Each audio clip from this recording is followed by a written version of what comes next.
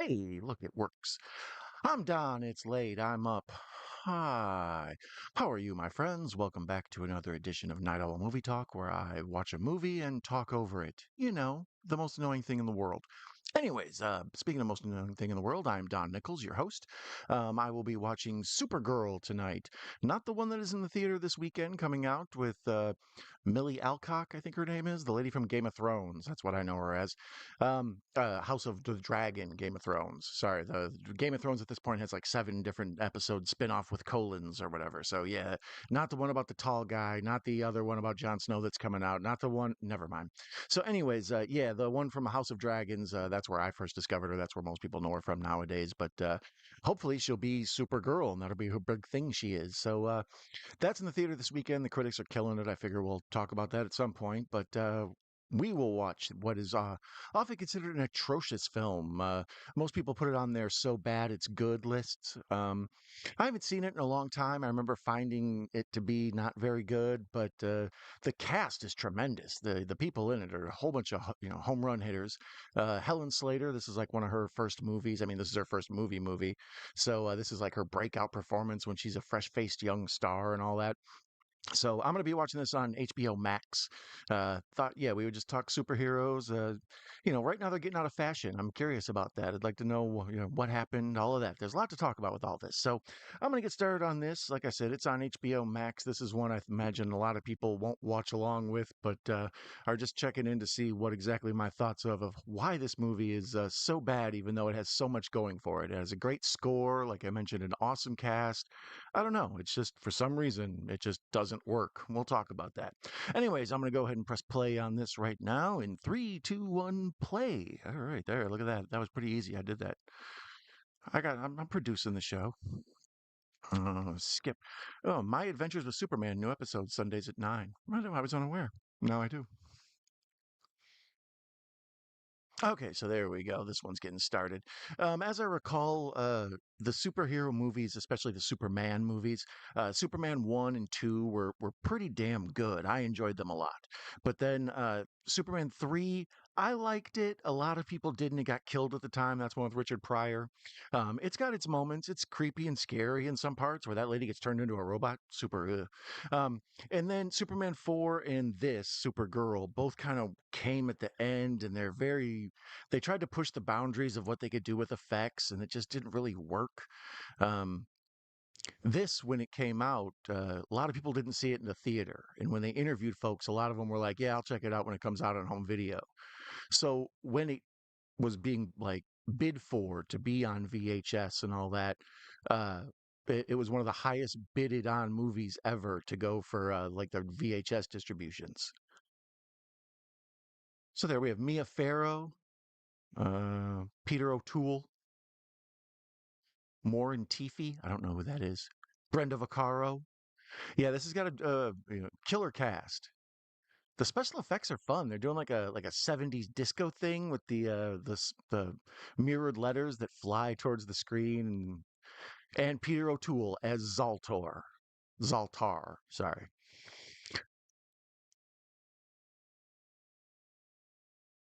Yeah, these I mean, I guess you got to bump it up the next level after the traditional like, Salkind Superman with the great score and everything. So you got to bump it up on this, but it's I don't know, pretty cheesy and disco, bro.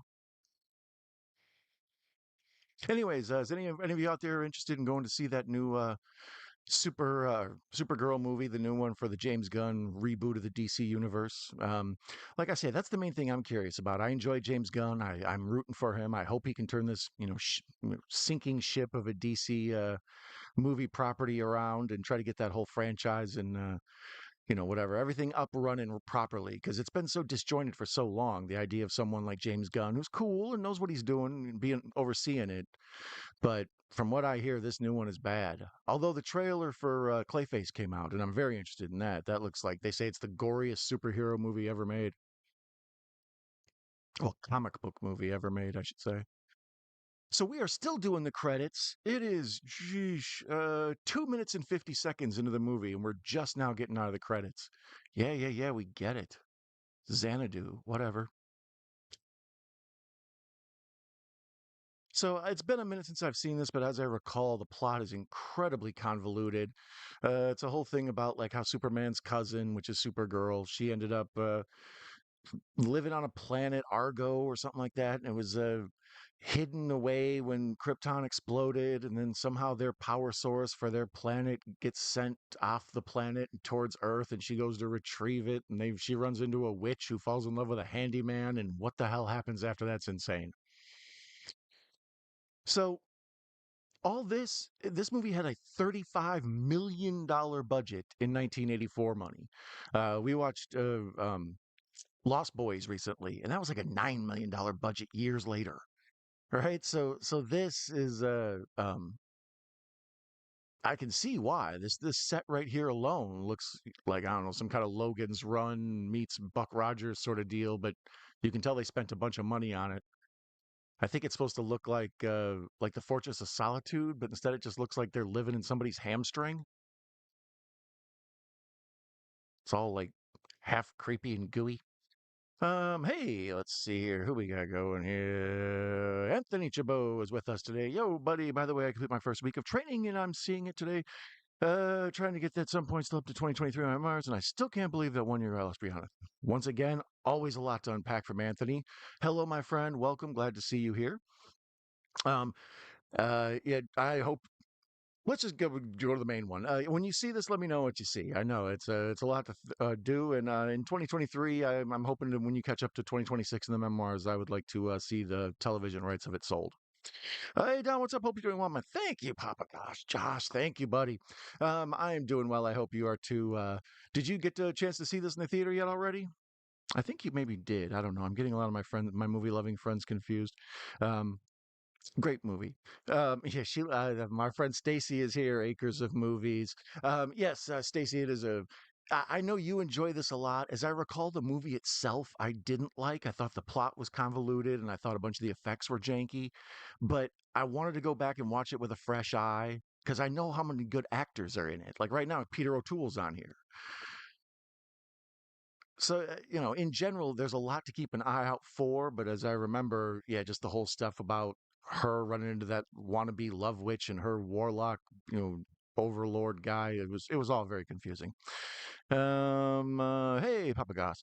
The new one not good. Yeah, that's I the few of my friends who have seen it say it's not bad. They weren't expecting much and they didn't get much, but it was fun enough.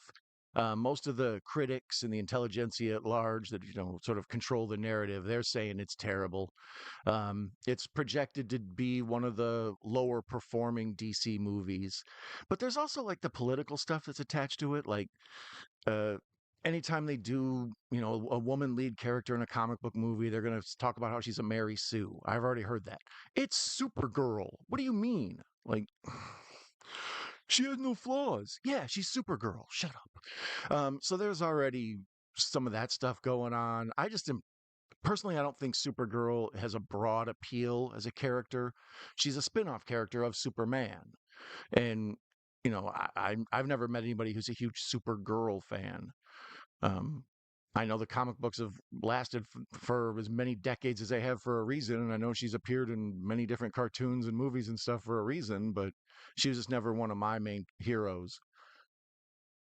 So yeah, here's Mia Farrow and Peter O'Toole on here, standing in this like $1 million sci-fi set. This movie, like I said, was $35 million to make, and it only made, I think, 14 at the box office. Although the production companies involved in this, I wouldn't be surprised if the money that they reported is a bit of a exaggeration, underreport for tax purposes, let's say. Hey, Akers, do you like Armed and Dangerous? Oh, for sure. What's that? The John Candy, Joe? No, not Joe Flaherty. Eugene Levy, right? Is that who it is? Yes. Yeah, that's what I'm thinking of. That's a classic one. That was another one that was constantly on cable. Watched it a bunch. The Assless Chaps, right? Papagas. What is the training for? What training? Echo.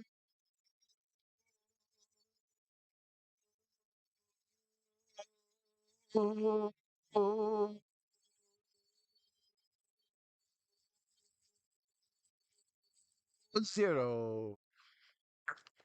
Welcome, my friend Echo. Nice to see you.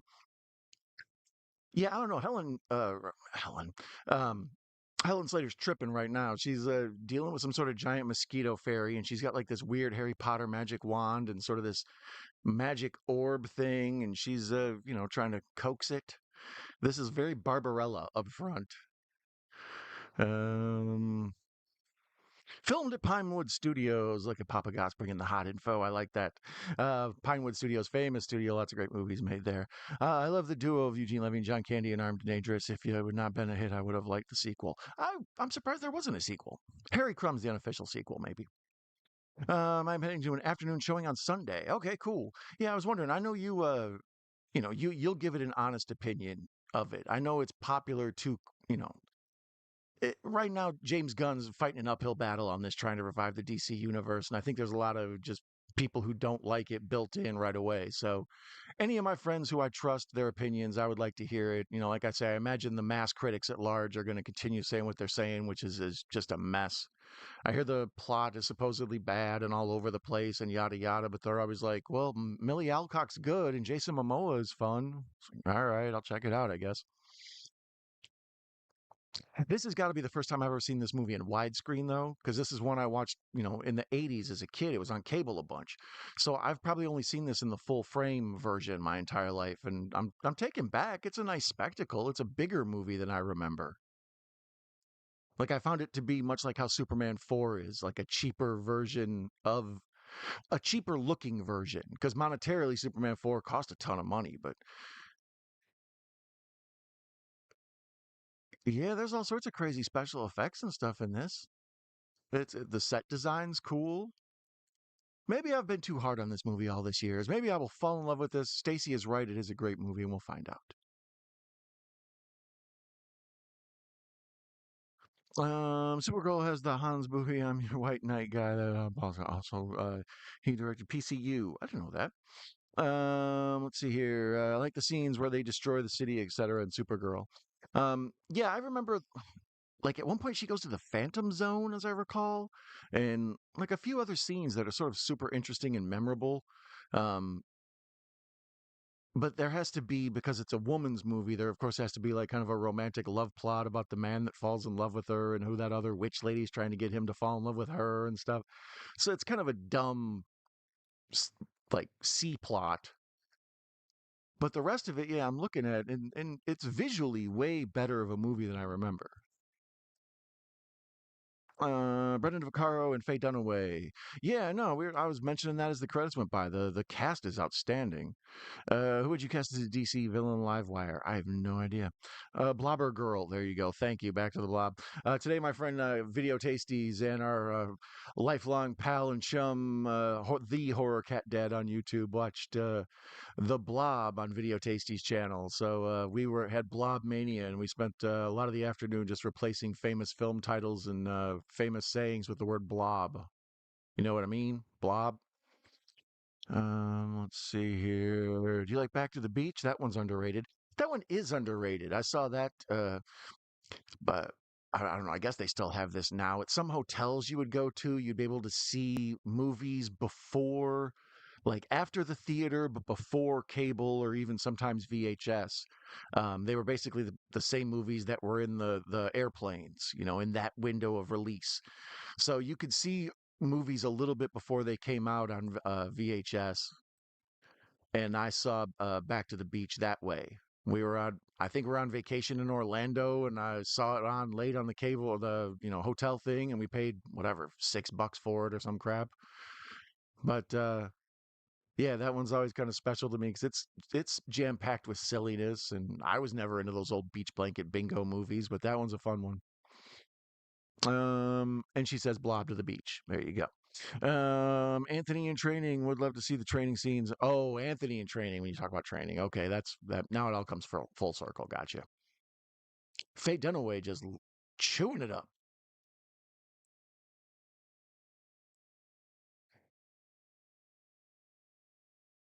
Literally, she's eating a carrot now. Close this. Close that. Get me a little bit of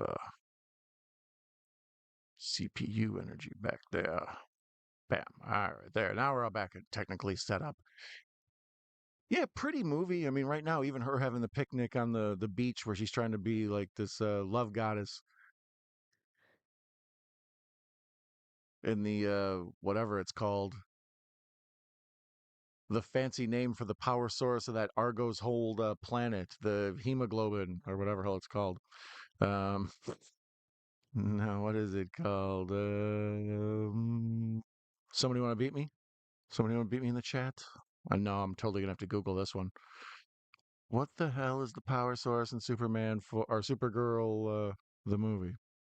The Omega Hedron. Duh. It looks like my kids have this like knockoff thing of the Rubik's cube that's like a circle and the balls run in like a snake like position around it and you have to like line up the things and then twist it and turn it.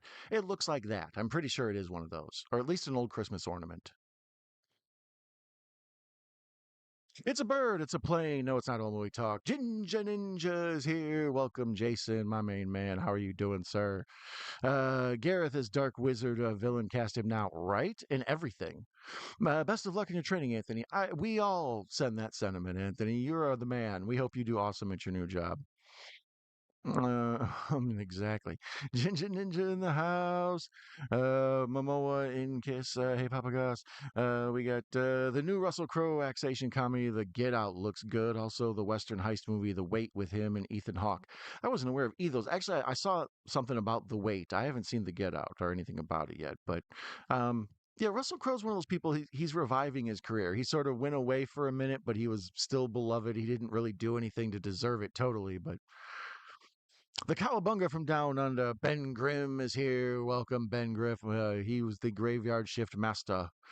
That grandbaby is so adorable. Hope you're enjoying time with that little bundle today.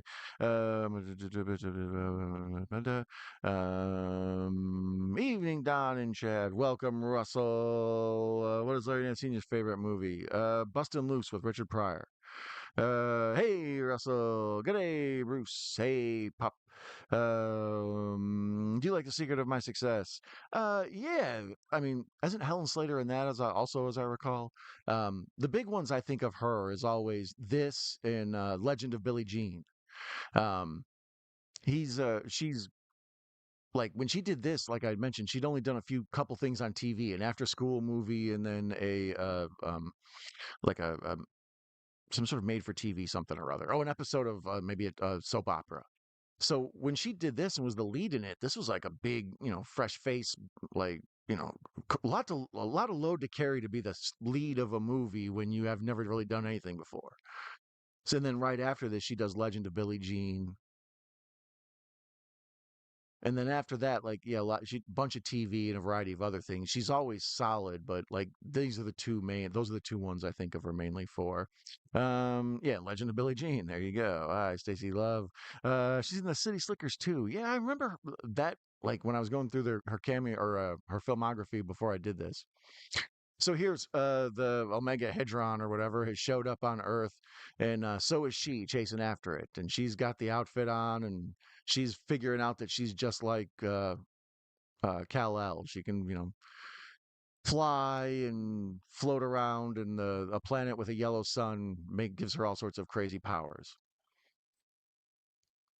Yeah, I would love to see her in more. She's very good. Russell Crowe in American Gangster was fantastic. Yeah, right. I like the flying scenes in this. Yeah, the flying is actually that's what I was just taken back by. I was looking for some sort of wires. I mean, you can tell it's a lot of wire foo or whatever, but yeah, it looks great. Actually, probably better than the stuff in Superman 3 for sure. The original Superman, that first one.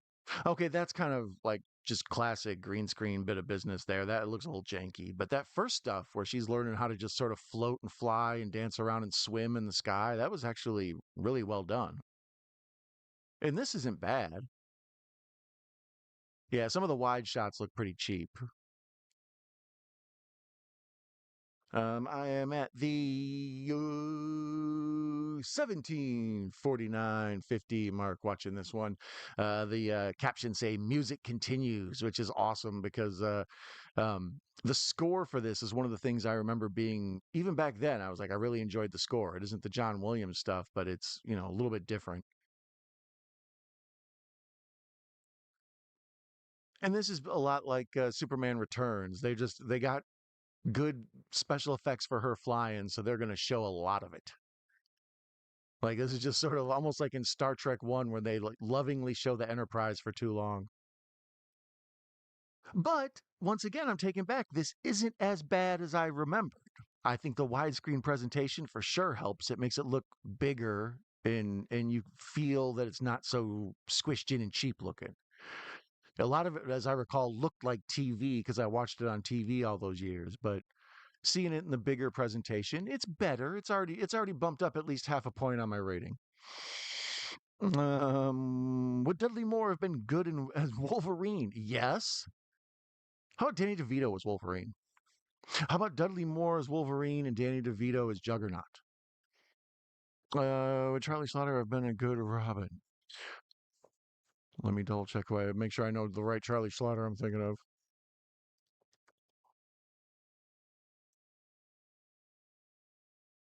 That's the guy I was thinking of. Yeah. Yeah, why not? You always ask the best question, Stacy. So here we've had this sort of half montage where she just realizes she can do whatever she wants. She's super. Well, like that, there's a good crane shot. A pair of the bad guys, of course, like good bad guys do. They live at an old abandoned carnival, which I appreciate. Does anybody know where I can get good abandoned carnival real estate? Because I will buy it in a second. I mean, I'm sure, like, the old tilt-a-whirl and whatnot is dangerous, but it's all right. My kids can go play over on the ring toss. Did I meet Chuck Daly? No, but I have seen him very close. That hair is perfect. Try to say from 18 again. Yeah, yeah, yeah. That's who I thought of. I was confused as to which one. I was like, I'm not know if I'm appreciating the right guy or imagining the right guy in my head. But yeah, that was him. His career, see, I didn't see a lot with him in it. That's why it seems like it's maybe underrated. But yeah, he didn't turn up in enough to me. Helen Slater, number one. Word. Nanette is here. Welcome, Nanette Bloodrose Horror Fairy on the YouTubes. Nice to see you, Nanette. I hope you and Jack are doing well. Good one. I agree, Russell. Oh, well, he's um, what happened to Alice? There it is. Sorry, every now and then I miss one. Whatever happened to Alice is more terrifying than whatever happened to Baby Jane. I do remember you saying that. Mount Rushmore of comic book movie villains. Oh, we got to go Heath Ledger's Joker. We got to go Terrence Stamp as Zod. We got to go Gene Hackman Lex Luthor and Jack Nicholson as the Joker. That was off the dome. I'm sure I missed a whole bunch of good ones. How about John Travolta and Punisher? We've had four Supergirls now. Who's your favorite? I didn't watch any of the TV stuff. So, like, I never saw, I don't know, what was it on, like CW and then it moved to CBS or vice versa or something like that. Yeah, I never watched any of the TV show.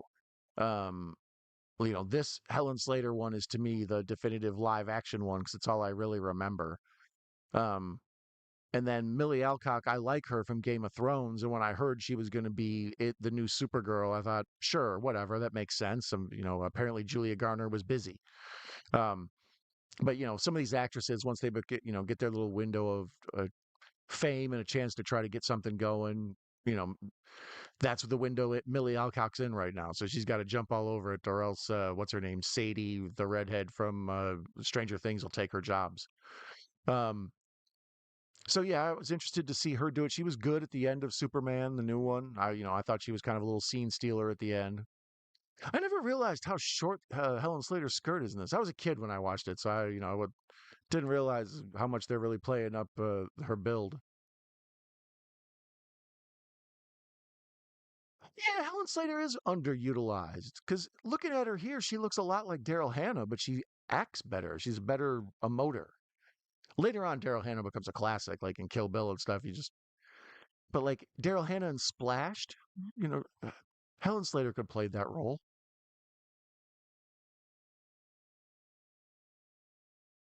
Damn, she's been on Earth 5 minutes and she's already met into some like creepy truckers.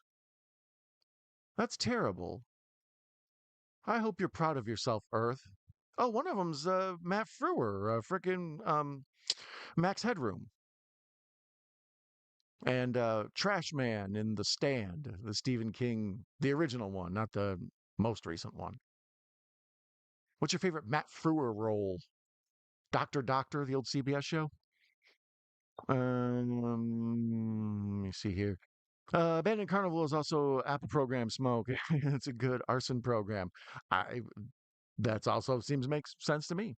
Um, he went to diagnose his murder. Oh, Detective, I need you to find somebody for me. Thanks, Detective, for finding my fellow cancer patient. All of the people you cheat, you pick John Kramer.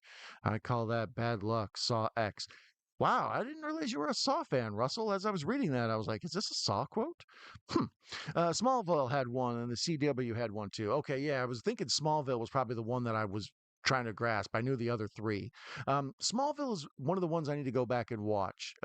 At the time, I didn't get to it. You know, young Superman in love kind of thing didn't appeal to me. But then as word of mouth came back that it was, actually a pretty good show and a lot of good acting performances, I wanted to, get to the bottom of it. But then the height of golden age of television struck, and there's so many series now that I still am behind on. It's hard to get excited to go back and watch a 20-year-old superhero show, 30-year-old, something like that.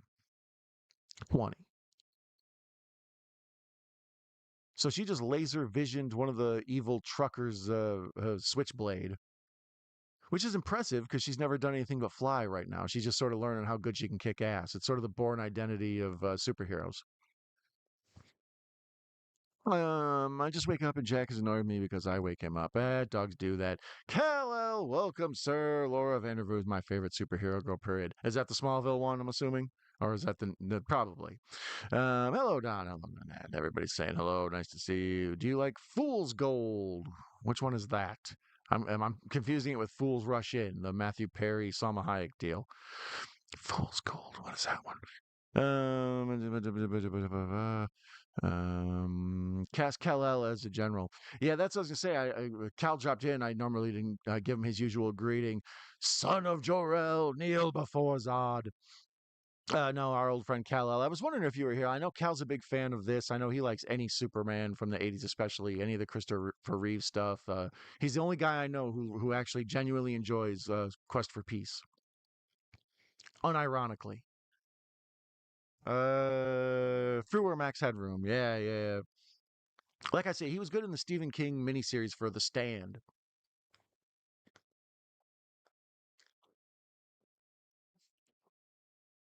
Yeah, there's a great attention to like when I read that budget, I thought that's absurd. There's no way that was really 35 million in 1984 money. But looking at this is for its time damn near as big as Batman 89 as far as scale. Like right now they're at a dinner party that goes like way into deep focus in the back and there's all sorts of extras and everybody's in costumes and tuxedos and stuff. Like this isn't a cheaply made movie. Yeah, Smallville, but Melissa Benoist was good. Shout out to Helen though. Yeah, like I say, Helen Slater to me is the visual live action one for this, um, for Supergirl. That show that was on most recently that I know a lot of folks liked it. They said it was one of the better ones. It and the Green Arrow are the ones that everybody told me was good. I think it was Legends of Tomorrow wasn't all that great, and then Batwoman was a acquired taste. Is it Batwoman or Batgirl? I thought it was Batwoman. Um, but yeah, a bunch of those shows and that. That's the thing. At one point, I had seen all superhero everything. Like up until pretty much Sam Raimi's Spider-Man. The only thing I really hadn't seen was like Lois and Clark and the Smallville stuff, the TV Superman things. But other than after a while, there's just so much superhero stuff now. I'll never get to all of it. Damn, this lady just ate a scorpion, turned upside down, and spun around. Tacky. Faye Dunaway just killing it. she's an evil witch and she's enjoying her power as well. This is some Witches of Eastwick shit. Yes, I like Supergirl too. See what I mean? Kal-El likes it. Great soundtrack. Yep, that's one thing I will give it up to. I remember even going into this, the soundtrack was fantastic, and that the cast was really good. And looking at this now, I'm taken back by the set design, the costume design. Like the plot is still a jumbled mess, and some of the effects don't stand up. But on the whole, it's way better than I remember. I think the fact I have it muted is helping. I mean, the new Flash movie had that Michael Keaton Batman in it. Oh yeah, yeah, yeah. That one was a Supergirl too, right? I forgot about her. Yeah. I liked that idea of super. If she was basically just what do you call it, 11 from Stranger Things ripoff. The girl who's angry and got all these powers and they let her loose kind of deal. But I like the idea of Supergirl being almost like the Incredible Hulk or something, where she's trying to control her rage, or that she would just snap and destroy everything. That's kind of an interesting character to me, as opposed to Superman, who's like, Mr. Do-Gooder, all perfect, everything. But, if Supergirl was almost half insane, interesting. Um, Never Fear, Underdog is here. Love that cartoon. Yeah, that's another one I grew up on. I don't think I've ever seen the Jason Lee voiced movie one. I believe that's who did the voice for it. I don't think I ever saw that, but the cartoon, yeah, Simon Bar Sinister and Polly Purebred and all that stuff. Yeah, big fan. Her doing ballerina flying was cute, and you can tell it was to bring the girls in. Yeah, I mean, that's part of the problem with Supergirl. It's just a spin-off of Superman. She does all the same things Superman does, except they try to find new things to her to like plots for her to do that Superman wouldn't do. So a lot of them just involve like boys in like, fighting other women because it feels weird to have Superman punch a woman in the face. So yeah, I don't know. A lot of times her character's very limited, but in this movie, I mean, Helen Slater's very compelling. I'm rooting for her. Let's hope this works out. Yes, love Underdog. Sasha Kali did well. Or Sarah Kali, whatever. Legends was so fun. It was goofy and knew it was a try. Yeah, I kind of wanted to see it because of Hawkman and a bunch of the other stuff, or was it Hawk Girl? Whatever. I knew the Hawk people were in there. I kind of wanted to see it because of that, but otherwise, yeah, I never got around it. I still needed to start the Green Arrow. Cleopatra would have been a good Poison Ivy. Annie Oakley would have been a good Supergirl. Yes. The great Wally Cox is the voice of Underdog. I didn't know that. So here, Kara L or whatever her name is has come to Earth, and she's done the flying around montage thing, and now she's going to enroll in this girls' school. And that part mildly gives me the creep because it's like private school or whatever. One of those like 80s sex comedies where the teenage boys try to sneak into like a girls' school or something. It feels creepy being in here. And then as I recall, like her name's what, Linda Lee, right? And then I think doesn't she befriend like Lois Lane's sister or something like that? Lucy Lane or something? Because even as a kid, I remember that being kind of like, oh brother. They say the movie is lost but makes it better. Oh, there's a director's cut of this. Interesting. Love Legends with Tom Hardy is the Cray brothers. Oh, that legend. Yeah, that legend I recommend. Tom Hardy is awesome in that movie, playing both of the famous, what are they, British mobsters, I believe, and the Cray brothers. There's an old 90s gangster movie called The Krays, Krays, and then the Tom Hardy legend is sort of the updated version. It's very good. 90s Rick Moranis is Hulk. Yes. I don't even want to see him Hulk out. I just want to see him be Bruce Banner the entire, or David Banner the entire time, depending on what your favorite Banner is. Has anyone seen the new Supergirl movie that's in the theater? And if so, what are your thoughts on it? Yeah, that's kind of why I wanted to do this one. Uh, right now, the money projections are that it's not going to do very well compared to other superhero movies. But compared to normal life, when you hear somebody, made whatever, 50 million the first weekend or whatever, it's like, oh no, those poor people, what were they ever do? Um, but this is predicting to do better than Black Adam and a few other things. But it's at that level. It's not predicted to be like the big hit of the summer that's going to rake in all the dough. Supergirl season 4, Red Sun story with Supergirl instead of Superman, a clone Supergirl raised by the Russians. Supergirl season 4. Okay, maybe I'll watch that one. Wasn't there as a Superboy show in the 90s? I've heard the Halloween episode was him go against a werewolf. Okay, see now, Ben, you know what I like. That's why we're pals. Yeah, I do remember an old school Superboy show. I think there was like one in the 90s, and I think there might have been one in the 80s as well. I might be confusing that with Shazam. Damn. Um, there was all sorts of crazy Superman spin-offs. Crypto had a show. There was one that was like Super Dog, but it wasn't called Crypto. And then it was like people were dressed like furries, for lack of a better term, like in the big costumes like that. Um, there's a really good documentary. I can't remember what it's called. I think it's called Man of Tomorrow, maybe something like that. It's narrated by Kevin Spacey. And it's all about the history of Superman from comic book up through movies and TV and just how the property unfolded and became what it is. It's awesome documentary. I've watched it a bunch of times just trying to go to sleep because Kevin Spacey talking about whatever until Spacey's voice became unsettling. It used to be soothing. Um, so here's Lucy Lane.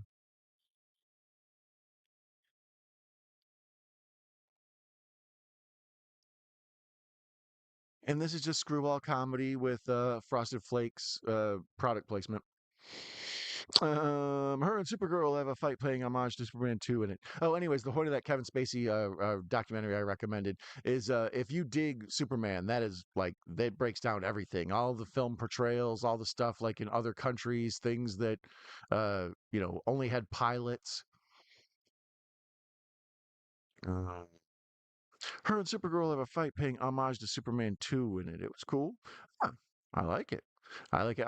Superman 2, before Batman 89 came out, Superman 2 was like the thing that made me really love superhero anything. The old Incredible Hulk TV show and that old 70s Spider Man with what's his name, the Australian guy.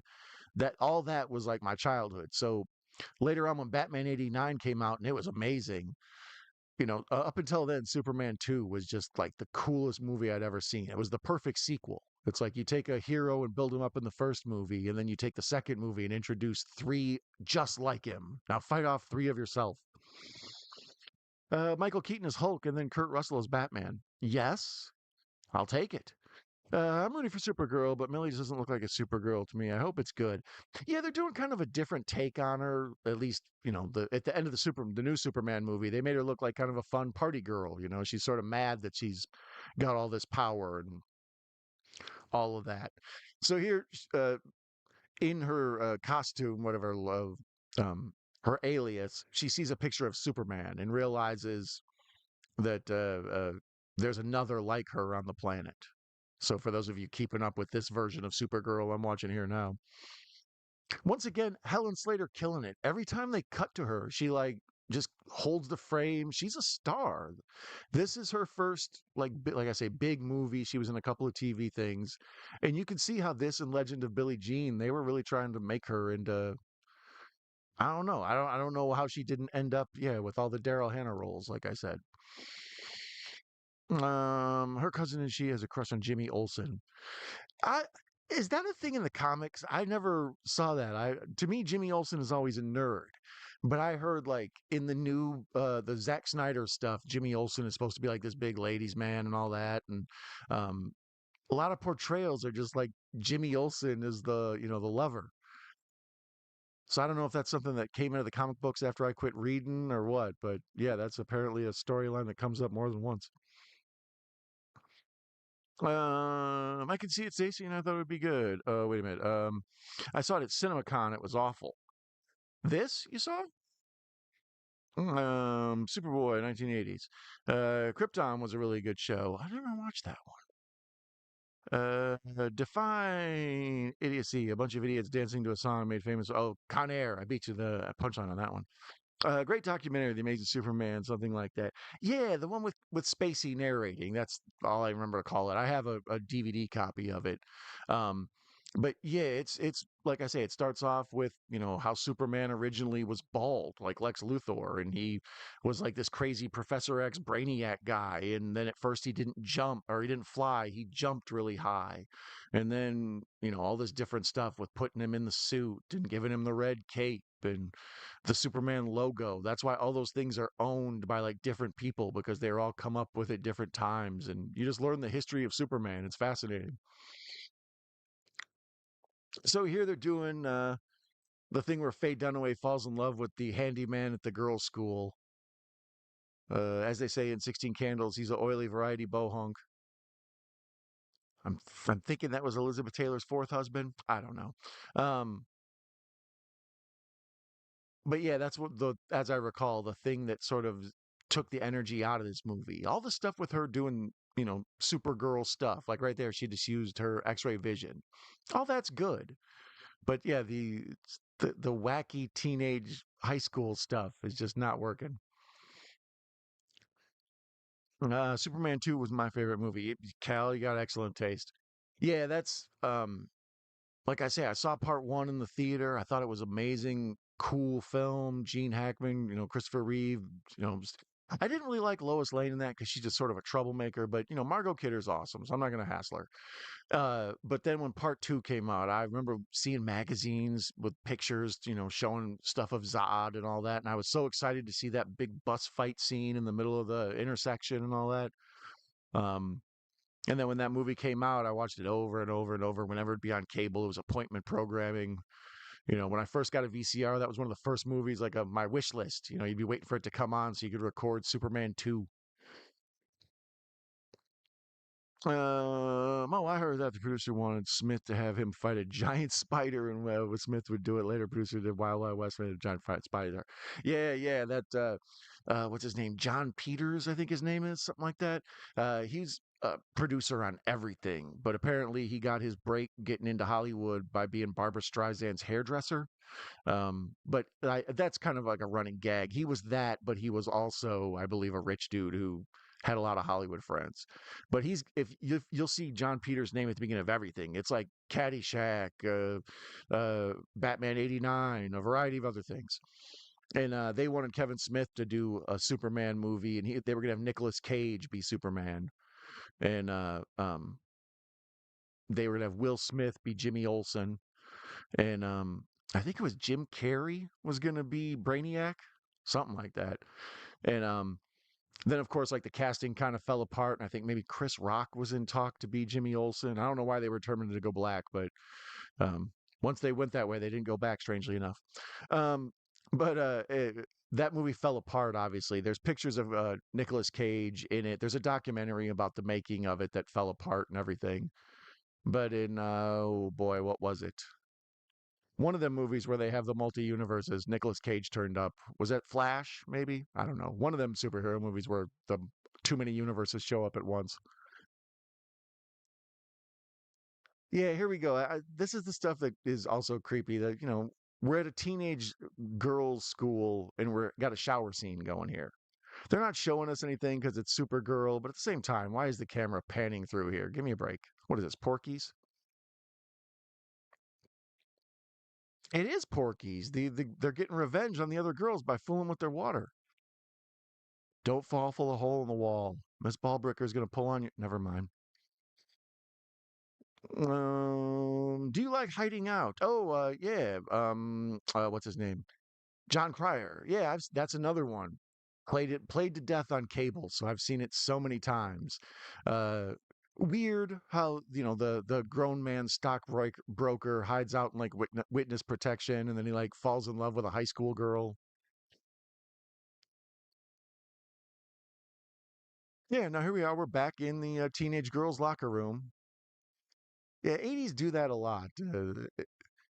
They sort of normalize teenage girls' nakedness in movies a little bit too much for history's sake to appreciate. Why did you put the bunny in box? Oh, you piece of white trash or white piece of white trailer trash. Hey, my mama lives in a trailer. What 80s comedy was on the movie channels the most in the 90s and thousands? Oh boy, so many. like the big movies I understand, the stuff that, whatever, Stripes, Ghostbusters, Caddyshack, Fletch, all the ones that like, Can't Buy Me Love, um, Better Off Dead, a bunch of those make sense to me. But the ones like, what's it called? Like A Perfect Mess or something with Ted Danson and Howie Mandel, A Fine Mess? I don't know, something like that. There's a whole bunch of just oddball comedy. Max Dugan Returns with Jason Robards, and Matthew Broderick. The smaller, why the hell is this comedy on over and over? Um, Who's Harry Crumb was another one we mentioned earlier. That one was on a lot. So now we're having a Supergirl stuffs her bra scene because that's what I mean. They have to make it silly and kind of almost Rat Packy rather than focus on any sort of like Supergirl kicking ass sort of thing. Never seen Legend of Billie Jean. It's weird. It's I don't even know how to describe it. Uh, Kind of a rise of an icon movie. I don't know how to describe it clearly. Yeah, they're like, this woman becomes kind of a folk hero amongst people. I think maybe she almost gets assaulted and murders the guy, something like that. And then there's a whole thing where she like gets away from the sheriff and keeps on the run, and people are cheering her on. And yeah, it's like the rise. It's kind of like Wisdom. Is that it with Emilio Estevez and Demi Moore? I think that's what it's called. It's like that type of movie. Badlands. Supergirl always digs him, even small girl, and in the movie you're watching. Um, oh, hmm, didn't know. Yes, I saw it before it was edited. It was really bad. Oh, okay, an early cut. Yeah, I remember when what was it? X-Men's Origins Wolverine, I think it was. There was that like early cut that was released on the internet, and it was terrible. Like I remember watching it, and some of the effects of like Gambit and things were just unwatchable. I've heard obviously the final cut wasn't as bad, but that movie tanked primarily because people got to see an early edit of it.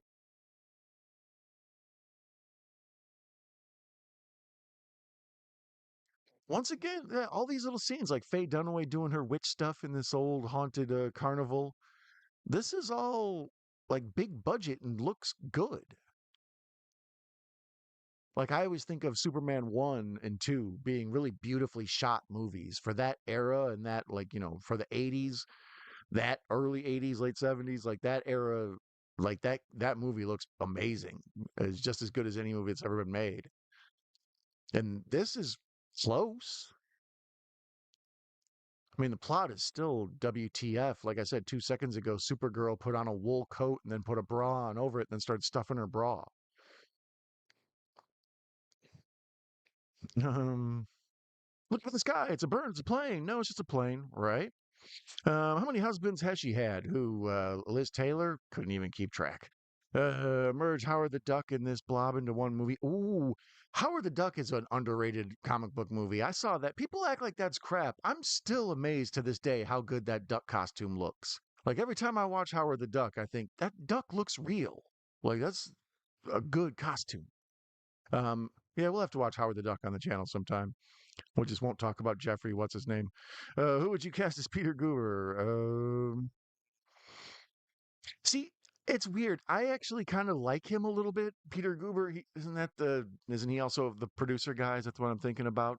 There used to be some show on AMC, like Sunday Morning Coffee or something, and they would talk just the movie business, and they would break down like the top 5 stories of the week. And it was just, two old Jewish guys having coffee, basically, is what the show was. I have the first set on DVD. Sunday Morning Shootout. That's what it's called. So I think that's what it's called. Something like that. And Peter Goober was on there, and I think that's who I'm thinking of. And isn't he like part owner of the Golden State Warriors now? Or maybe he sold them? I don't know.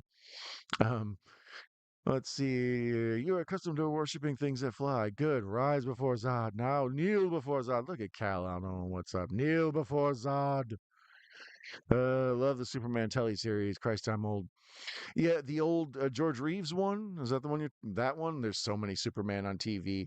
George Reeves Superman and Adam West Batman when I was, little kid, pre-8. Those were my superheroes. I thought George Reeves' old black and white Superman show was cool. Um, Later on, Christopher Reeve, that became more of the definitive Superman to me. He looked like he was actually like could fight. George Reeves just kind of looked like your dad's friend. That's George from work. He's a good guy. He's drunk. Chris Rock, Jimmy, Courtney Cox, Lois, Chris Walken, Brainiac. Ooh, okay. Yeah, I remember, we were saying Will Smith for Jimmy Olsen, and then later on, I thought Chris Rock we got stuck in there somehow. McConaughey, make it now, right? I will. All right, all right, all right. I guess was the actual right answer. Kneel before me. All right, kneel. I kneel to no one. Russell. Child's Play 3, a cable staple. Yeah, there's a lot of the ones I've been watching lately are ones that just have been on. I've seen them so many times in my life because they're just on. Or you're waiting for something that you're interested, like, oh, that new movie I was meaning to check out comes on at 1:30, but for the next 45 minutes I'm gonna watch some of Lost Boys or whatever.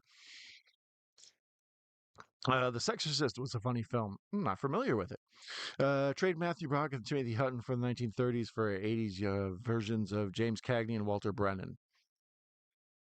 Okay. Once again, I'm not going to argue with this. These are all good ideas. Do you like Nothing But Trouble?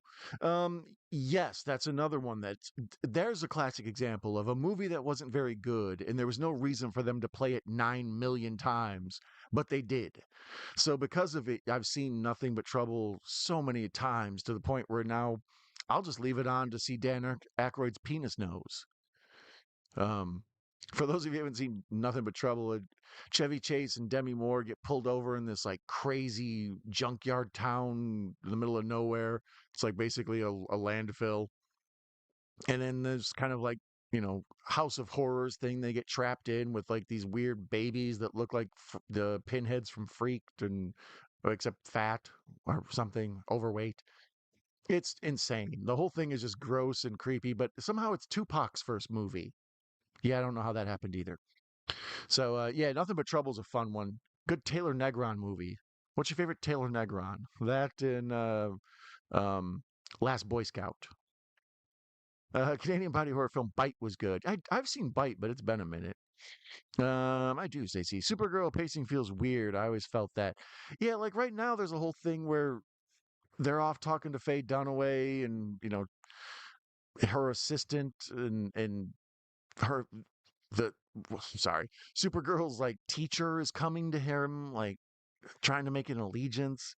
It's like I mentioned later on. I know she goes to the Phantom Zone, and right now the witch has cast some love potion on the handyman, and as I recall, he's supposed to see her and fall in love with her, the Faye Dunaway. But then he stumbles out and he ends up seeing Helen Slater and falls in love with her instead. So it's like this love potion number 9 kind of thing. There's another movie that nobody sort of should have saw so much. Um, what's the one about the guy who wants to have sex with? I want to say it's uh um oh god, I can't think of her. The one from I Know What You Did Last Summer. Jennifer Love Hewitt. Is that who he is? Something like that. He's trying to get it on with her, but he has to find a condom. So he spends the whole night running around. It's basically like After Hours, except for a teenager trying to find a condom. Yeah, just there's the oddball comedies that I have no business seeing so many times are the ones that I always remember from cable. Roadhouse, every time Roadhouse or Die Hard or Lethal Weapon was on, of course you watch that. But for some reason, yeah, Can't Buy Me Love, I've watched 5,500 times. Can't Buy Me Love's good. I'm not going to put that one down. I love the downtown scenes in the fake city and hovering thing. Yes, Nothing But Trouble is underrated. Yeah, creepy and weird. Songs in the Howard the Duck can't leave head. Roger Ebert was frightened off the songs in his review. Um, well, Howard the Duck, there's no way to conceal it, really. Sunday Hollywood Shootout, Peter Gooby, Peter Bart. Yes, there you go. That's the show. I stumbled onto that they would play it like at 2 in the morning. Obviously, that's my shit. So like they would play it on Sunday nights late too, and that's when I started watching it, and I always enjoyed it. It's just listening to two people just kind of share their ideas. They're both smart. Like I said, I'm one of the only people who owns the box set on DVD. The penis nose was funny, all right? Cast Austin Abrams for next Flash. They're gonna have to do something for Flash. I don't know who they're gonna get. I'm curious. John Candy in drag. Yeah, John Candy plays, I believe, the grandfather, the cop, his sister. No, the grandfather is Dan Aykroyd, and he's the one with the penis nose. And then he's also one of the Bobo and whatever, the weird freaks. Never mind. The guys in the diaper. Great set design. It was going to be called Git in Valkenvania. Yeah, Valkenvania is a hard name to sell, but that would have been a good name. Banker. Yeah, I worked for a little bit guy who reminded me of the judge in that. He's just like an old guy that sat in a chair, and sometimes he would just kind of just say shit. And you'd be like, all right. I seen him for the first time a couple years ago. I had a lot of fun with Tupac first movie. Also, yeah, it. It's a weird ride because you have to enjoy dark comedies, and dark comedies usually like just repeatedly kick their protagonists over and over while they're down, and you have to sort of enjoy the how bad can this get ride, and that's how Nothing But Trouble is. But it's also a bizarre, almost horror comedy, but trying to be slapstick, funny Saturday Night Live type movie. Wow, you said it as I wrote it. Or I tried. Taylor was great. The Sand was a fun watch. I heard The Sand was good. Faye's sidekick, I always like that to remind you of one of the daughters on Mama's Family or Golden Girls, if you remember. Mama's Family, I didn't really watch because it creeped me out. I had too many relatives. Too close to home is what I'm saying on that one. But Golden Girls, I always loved because classic Hollywood, whatever. But yeah, Mama's Family always felt just slightly too real, bro. Too real. Schlockerama, I like Supergirl 84. Never stood the hate, honestly. The first 30 minutes are rough, but it's serviceable after that. See, Schlockerama, first of all, welcome. Thank you for being here. And yeah, that's what I mean. I'm sort of rediscovering it's not as bad as history declares it. Um, I only saw it as a kid on cable or on tape, and it was, full frame 3x4 aspect, and opening it up, the ratio makes it a bigger, better movie right away. Um, the plot and some of the dialogue is a bit but the visual effects, the scenery. Hey, there's Jimmy Olsen from the Superman movies. Um, yeah, I think I might be with you on this, Schlockorama. Gareth said the next Peter Goober. I think that's possible. First, he erected Hammer Films, then he gets the money, then the power, then the Mouse House. I'm down. Can't hardly wait. Um, that one, yeah, that's another one. That's not the one with Jennifer Love Hewitt with the condom one, or is it? No, that's not it. Is it? Trojan War. That's what it's called. The one where he's trying to find the. I think what's called Trojan War. But yeah, Can't Hardly Wait also has Jennifer Love Hewitt, and it does have the whole thing with what's his name falling in love with her. For a minute there, she was that girl for that. Gareth pulls the strings behind the scenes and runs Disney. I'd be down for that. Um, my father, the hero, always on. Yeah, that's another one. Um, what are other ones that I've seen a bunch of times? What's the one with TK Carter and he's on? Oh boy, he's in drag, maybe him and somebody else. I don't know. Jennifer Love Hewitt could be my baby mama 10 times, right? See, that's what I mean. Jennifer Love Hewitt for a minute there, she was the thing, and then Lacey Chabert stepped into her shoes, and now I think both of them mainly do Christmas movies. Flesh and Blood with Rucker Hauer and Jennifer Jason Leigh is underrated. I'm not familiar with that one. I think you mentioned it before. I have to check it out. Xavier is Bob the Joker's right hand man. Oh, for sure. Xavier is the perfect goon in any situation. Okay, so here Faye Dunaway pulls off this since she has all the power in the world, she invents this like big construction machine to come barreling over, and I think she tries to kill Supergirl, right? Yeah, it's just running havoc through the town. Very maximum overdrive. As I recall, that was one of the things that was weird about this. As a kid, I even recognized all the other movies it was trying to like kind of glom onto. Like at the end, Peter O'Toole tells her like believe in yourself or whatever. Remember Krypton or something. He gives her some sort of use the Force Luke bit. Um, and then even this, yeah, very Maximum Overdrive. Although I think they're doing it better than Maximum Overdrive, really. Stephen King, take notes. No. Demi was a bombshell in that flick. Yeah, I agree. Demi at that age also, or in that era also, was just everywhere. Down the nine, oh, well, the Tomahawk Slam Dunk, drink Sprite, right? Demi first film was Parasite. I don't think I saw Parasite. Dutch Cable Staple. Oh, I think the film works well when she's trying to pretend to fit into the school. Some classic moments for her trying on the bra and answering the math questions, loaded cast, Hollywood legends. See, I'm so used to the modern superhero, and that I appreciate that. Let me leave your comment up there, Slackarama. Um, yeah, I'm so used to the modern type of superhero movie where it's like we got to have like the loud, rock and roll score with kick-ass fight scenes, and a bunch of it's going to be over CGI'd, and so to have cutesy bits of business in this, it feels weird. It feels like an 80s, teen romance comedy. This truck, this dump truck or whatever, or I think it's a front digger, front loader, something, uh, uh, chasing after the handyman. That's scary business. It seems like that would be a cheap, like I imagine that as like Trauma in my mind, like very cheap and B movie. But the way they're doing it's like big, like Jerry Bruckheimer. Like, good for them. Um, yeah, I mean, I think it does do a good job of being 80s silliness. And if you want Supergirl, expecting it to be a big action movie is probably asking a lot. But yeah, I just feel like there's a lot of just wacky silliness, even though they're spent throwing so much money on screen. Lucy Lane killing it, or whatever her name is. Helen Slater has a certain charm to her on-screen magnetism, the true blonde bombshell, better than the new Supergirl, hands down. I think it's better than Superman 3 and 4. Um, I think this is better than 4. I need to rewatch 4 now because I always tease Kal-El about what a piece of crap The Quest for Peace is.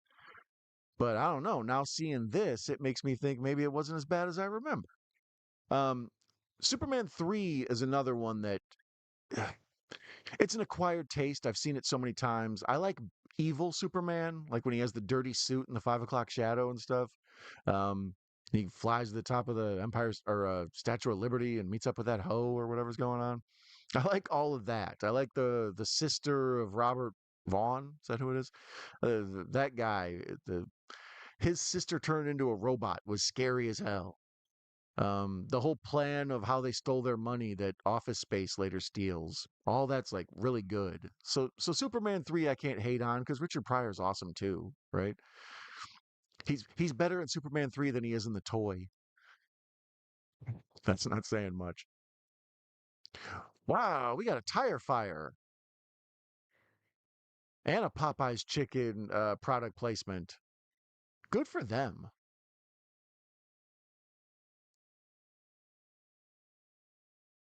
This is a Yeah, I'm kind of getting caught watching. This is a pretty big set piece here with the downed electrical wires in the street, the tire fire getting ready to like blow up the town's water supply or whatever. We're supposed to be in Midvale, Illinois. What happened to Kansas?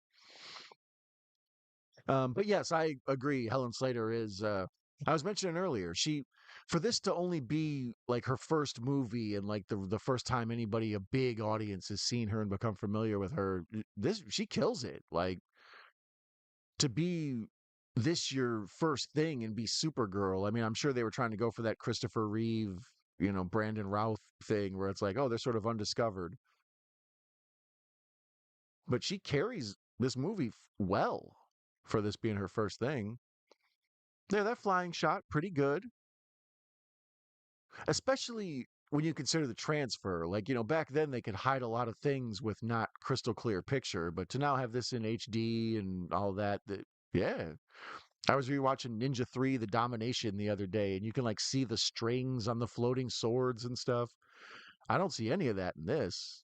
They should be proud of themselves. Like there, she's flying and pushing the big like construction vehicle, a Constructicon, but you can tell it's just like somebody strapped to the bucket and they're like riding on, but it looks like she's pushing it. Very well directed. Um, what is the director's name? I wanted to see what else he'd done. Yanat Schwartz. Gianat? Gianat. How do you say that, Stacy? I'm sure you know. Or Swark. Somewhere in Time. Oh, okay. With Christopher Reeve and Jane Seymour. Okay, gotcha. He was a bunch of TV. He's still directing, basically. No, he died. Yeah, he passed away in 2025. Rest in peace. But yeah, he was doing Grey's Anatomy up until 2019, so good for him.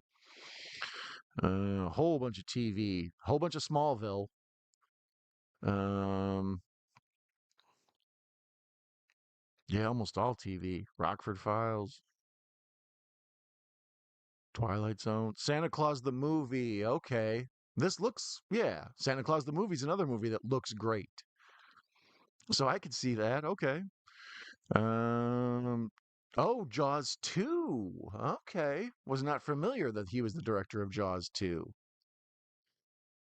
So here the handyman falls in love with the Supergirl because this is the first woman he sees after the whole debacle with his love potion number 9. And now they're just making out in a field and she's down for it. Sheesh, lady, have some morals. Beretta, Kojak, Crime Club, Bug, $6 Million Man. Yeah, he pretty much just did all TV. He did all the TV. I'm still going. He started in the 60s. Damn. Good for you, Janat Schwartz. Swart. Janat Swart. It sounds like Klingon, I think. Janat Swart. Sorry, that was a deep cut. So here, Jimmy Olsen's trying to holler at Lois Lane's cousin. Him and his sweater vest getting very lucky here. Faye Dunaway's face lighting is amazing. Like every time they show her, it's dark around her, but they have like these bright like spotlight on her face, so she looks like extra. I don't know, Sunset Boulevard or some shit. Uh, Janak Schwartz, underrated Enigma spy thriller. I never saw that. Demi and Tales from the Crypt episode was so good. I need to go back and watch that. I've been watching the Tales from the Crypt. They're on Shutter right now, so I'm like I don't know halfway through the first season. And of course, you remember like the crazed Superman one or Superman, the crazed Santa Claus one with Larry Drake, and a few other ones. And as they pop up, you're like, oh yeah, I forgot about this one with Joe Pantaleone and stuff. Um, yeah, that show is it's like almost like Twilight Zone. It's amazing how many of them I've seen that still pop back into my mind as soon as I see them. I'd like to go back and watch all the old Hitchhikers too. Agree. Schlock, yes, with Jeffrey Tambor in a fat suit. Oh, um, Jack Kal-El is a beast in the low post. He intercepts the bounce pass and sets up for the fast break ahead to Nan. Block to Kal-El. Russell for 3. Bingo. Look at Stacy here. Stacy, are you related to Marv Albert?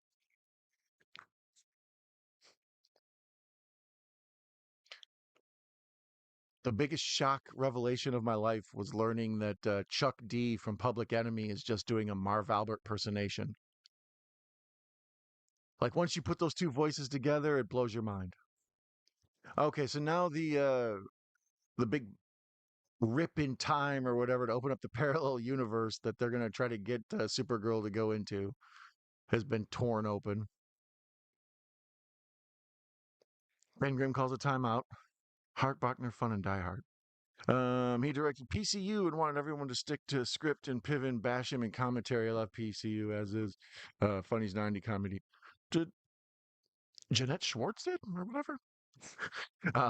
Yeah, PCU is a fun one. That's another one that didn't do well at the theater. I mean, not, world beater, but then it was on cable and in VHS and built a cult following like that. I had a college roommate that loved PCU. I was always a big summer school fan with Mark Harmon. That was my jam. Warm Body zombie film was funny. I need to see that. That one's been on my queue for a while. When the zombie craze kind of jumped the shark, then a bunch of the see, Shaun of the Dead came out at the beginning of the zombie craze, and then zombies took themselves very seriously for a long time, and then we went through a phase of like zombie parody movies, and there's, Dawn of the Dead or whatever, and, uh, Warm Bodies, and I don't know, just a variety of wacky screwball zombie movies. Yes, I love these scenes. Big excitement. So when you're talking about that big set piece there, yeah. Would Demi Moore have been good in the '80s and '90s Wonder Woman? Definitely. Would Goldie Hawn have been a good Supergirl? I don't know. She was probably a little older. Like at this age, she was playing more the women role. Like, this is what Overboard era. But yeah, if they would have made it earlier, around the same time as the Christopher Reeve one, maybe. If you got what do you call it, the old laugh in, uh, that Goldie Hawn, sock it to me. So here, Helen Slater's getting sucked into this mirror, and I'm fascinated. This is good. You've got me going here. Huh. Really good cinematography. I can't bash that at all. Cal, you may be right. You may have turned me around on this one. There's also two versions of Supergirl '84, the theatrical and international cut, which has 20 extra minutes of footage. That's the one I saw. Okay, yeah, Cal said that there was a longer cut of this. This is the 2 hour, 5 minute version I'm watching. I don't think it's the special anything. But I was taken back by 2 hours, 5 minutes for Supergirl. I would have figured they would have tried to keep this, tight 145, 150. That was really cool special effects. Is that miniatures? How are they doing that? For a movie from '84 to have me confused how they're pulling off the effect they're pulling off is good stuff. This is where the dirt, it's like an Evil Dead scene. The dirt kind of like, comes down the hill like a tide and it crumbles a bunch of bricks and then it destroys a car and sucks the roof in. It sort of implodes onto itself. And then Helen Slater jumps out the window and goes from, what's her name? Kara L, whatever. She jumps out the window in Lacey Lane, whatever her name is.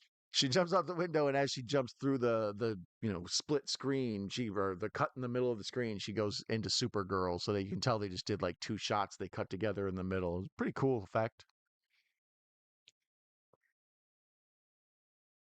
So here's where she's fighting the Shadow Demon or whatever it's called. I recall this Master of Shadows, something like that.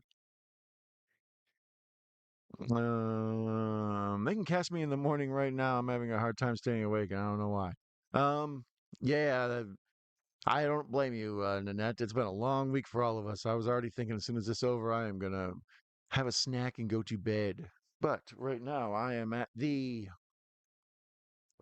1 hour, 10 minute mark, and there is 54 minutes left. So I'll be here for another hour watching this one.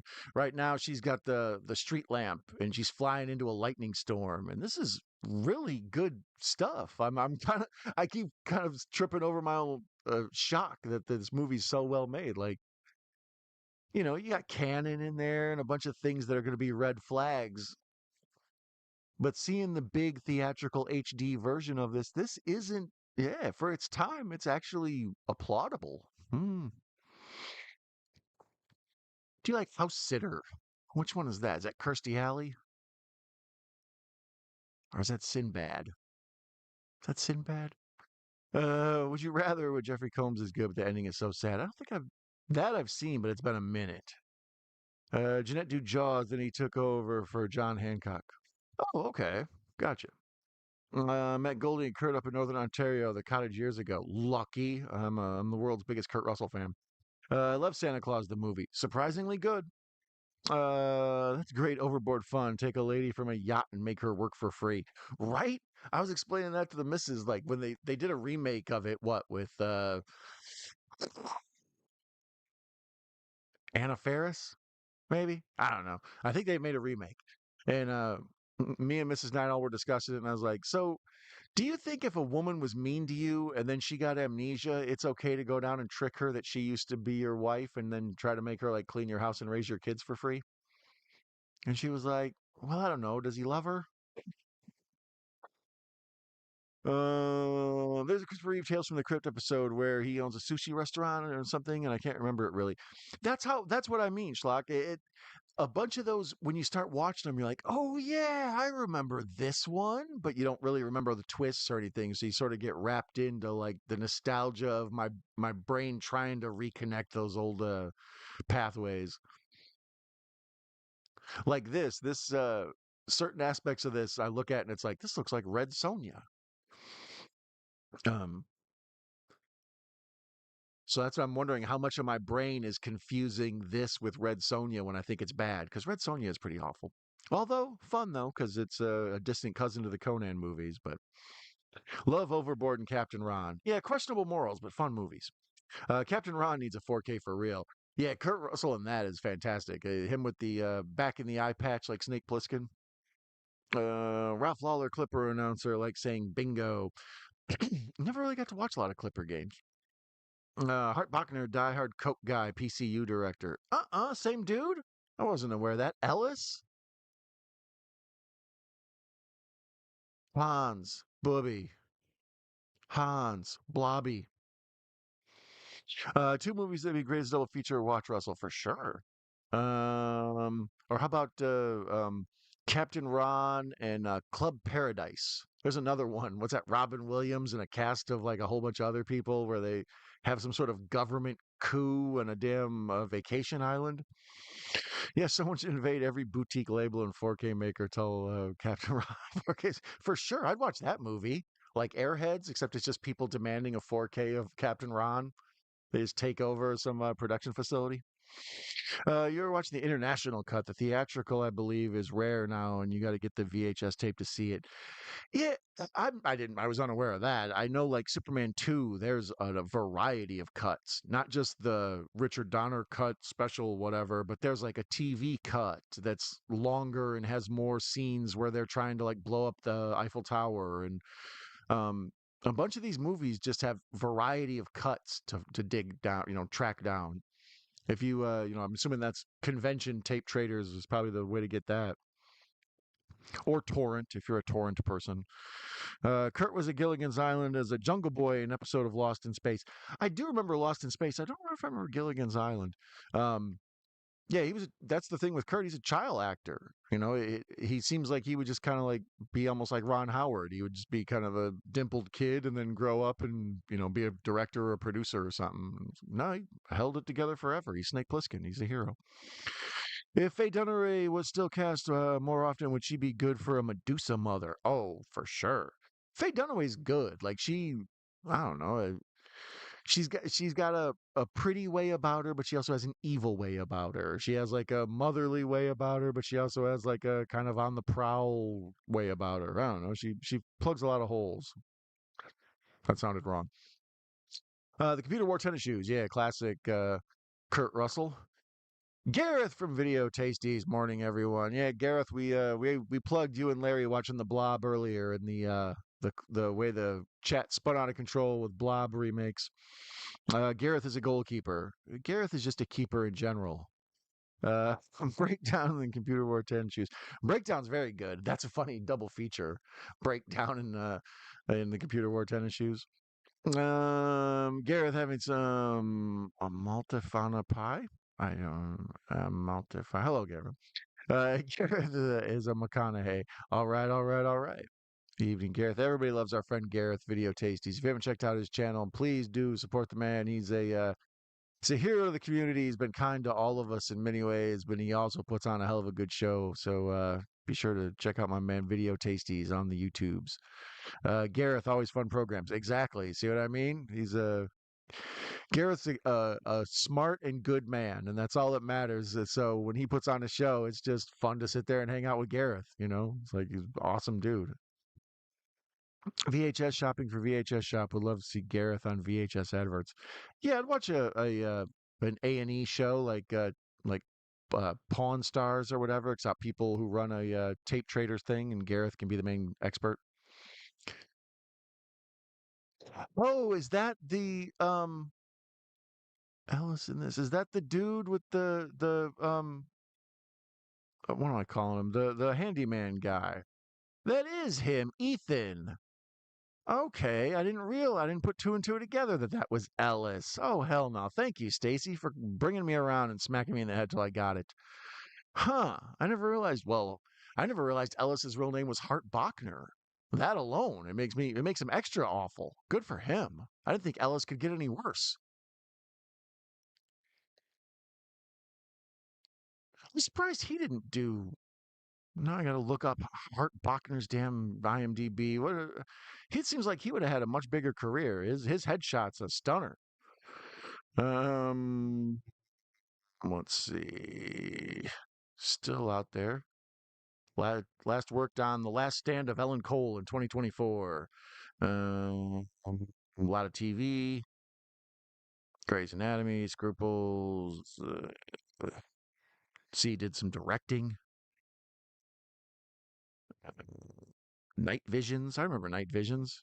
One of the many awesome anthology series I've watched. Bullworth. That makes sense.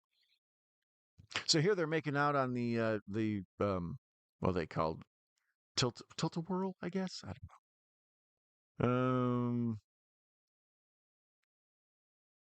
Die Hard. Yeah, his he's worked a ton, but he should have. I don't know. Seems like he would have done more. Seems like he would have been a big hit on some sort of ABC show. But shout out to Hart Bachner. I wasn't aware that that was Ellis. He looked different. Yeah, he does. He's a little he looks like Scott Valentine.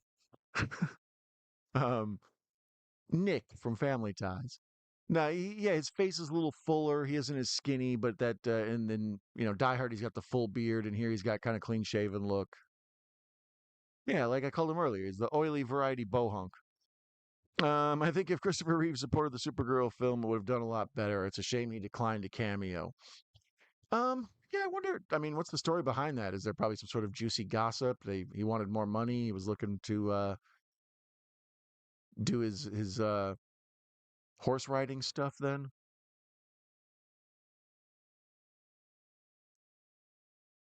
so now here, Supergirl and Selena, Diadanus of Catania, the ultimate siren of Endor. Do the Ewoks know?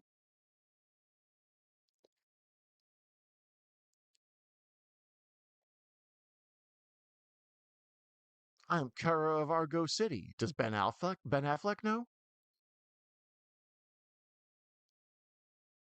Yeah, I don't know. This is a bit stunted and heavy, but once again, the cinematography is fantastic. Like, there's a giant carnival ride behind them with flashing lights.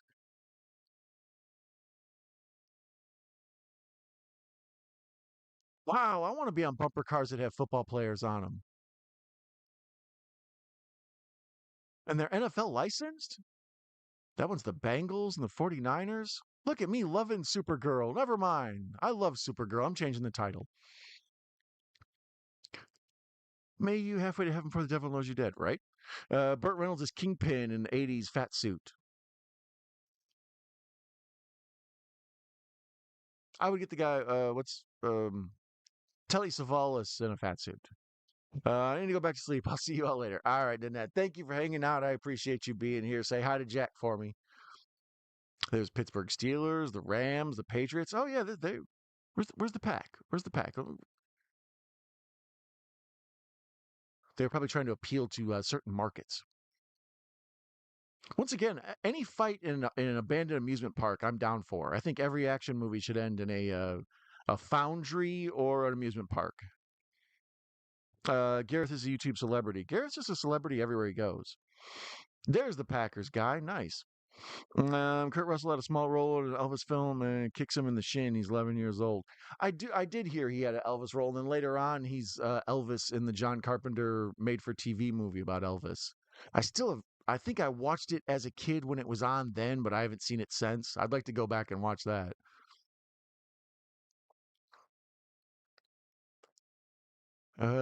Xavier and Cookie Crisp movie. Okay. Burt Reynolds in a stuntman film, Hopper with Sally Fields after Smoking the Bandit film. Hooper, right? Isn't that what it's called? I think so. Warren Beatty to sell Dick Tracy. Okay, fine. Al Pacino was funny in Dick Tracy. Al Pacino, yeah, that was a rare departure from Pacino. He's still Pacino underneath that makeup, but it's fun. Command wife to be on the new Scrabble game hosted by Craig Ferguson right now. Yeah, I like I say, my wife is a Scrabble hustler. Don't let her take your money. So I would like to send her on there. It would be a real white man can't jump thing. She'd just be reading out of a book, learning all the big like Scrabble words. What's a 14-letter word for stranded for missing socks? So now she's flying. Yeah, this is mild insanity. She rescued her wannabe boyfriend in the bumper car shaped like NFL players. So she's got the Rams and Patriots, and she's got her man cradled in it, and she's just flying him along the countryside over lakes and stuff. I guess that's their way of not having her carry him and like emasculate him, like carrying him like a little baby, the reverse role of like the man holding the woman. That's all I can think of is that he not only can't be carried by her, he has to be in a football car. We have to butch this up as possible.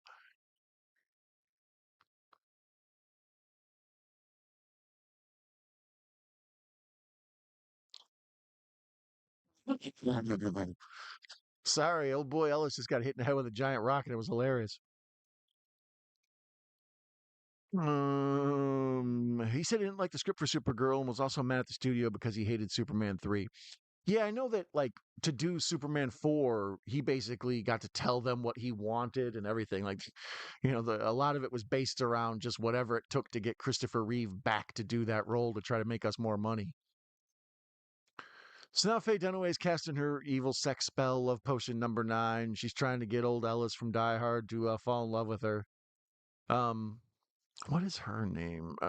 Brenda Vaccaro. She's like half stealing this. Every time they cut to her, Bianca. Every time they cut to her, she's got like almost like she's basically Otis. You know, she, Gene Hackman needs somebody to talk to, so we put Otis there. Faye Dunaway needs somebody to talk to, so we got Brenda Vaccaro here smoking a Virginia Slim. Don Mikowski, all right? Uh, Magic Man is about when I started first watching the Packers. Love that game show. Yes, really enjoy that too, Russell. I haven't watched it yet. The Scrabble game show. I'm not. Elvis Telefilm was under YouTube Elvis movie. Okay, I'll check that one out. She predicted 2 Super Bowls, Rams, Pats. There you go. Good point. Good point.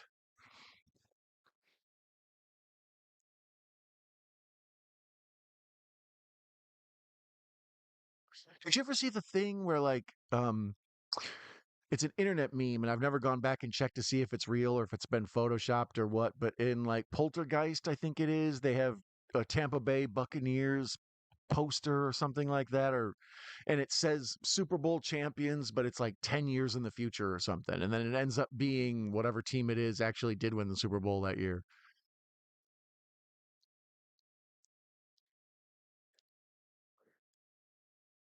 I still don't quite understand how Supergirl's teacher got involved in all this. He just really fell in love with Faye Dunaway and he's hanging out. Peter Cook. Why do I know him? I'm sure I've seen 50 things with him, but just staring at him, I can't like place him. He's the impressive clergyman in Princess Bride. There you go. Malledge.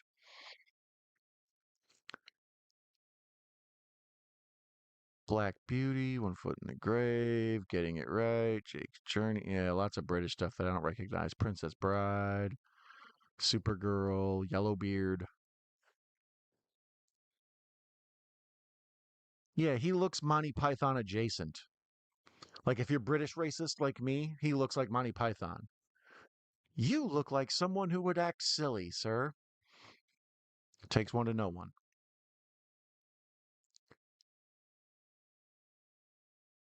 Yeah, I'm standing by this whole thing where Helen Slater deserved to have most of Daryl Hannah's roles.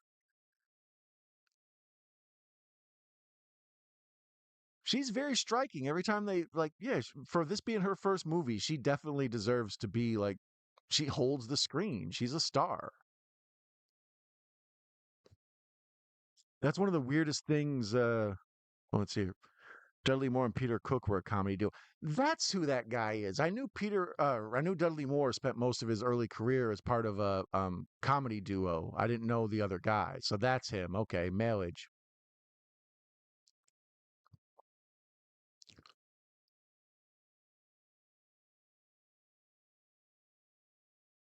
So this dummy's in love with with her alternate personality, but he doesn't know that he's in love with Supergirl. Oh, Ellis. No wonder you have a cocaine problem. You've got things you're trying to run from.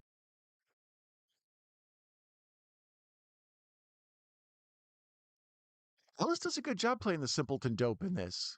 Good for you. Have you seen the pirate movie Nathan Hayes, Tommy Lee Jones, and Michael O'Keefe, the main caddy in Caddyshack? Um, pirate movie Nathan Hayes. I haven't. No, I remember Michael O'Keefe. He was another thing. I'm always fascinated by when actors get their chance to be a thing. Like they just there'll be like a 3 year window where they're in 8 movies, and then that'll go away, and they just sort of fizzle out, or sometimes they become a big star. So the people that Hollywood tries to push on us for a minute. So Michael O'Keefe was in there.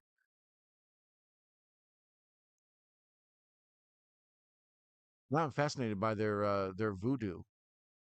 Peter Cook got a bunch of chicken bones and an old um, live and let die Yaphet Kodo voodoo handle. And Faye Dunaway got a magic ring. Brenda Vaccaro got a glass of wine. I sympathize with her the most. They have really made over the inside of that abandoned carnival really nice. Like her bedroom and stuff, fancy.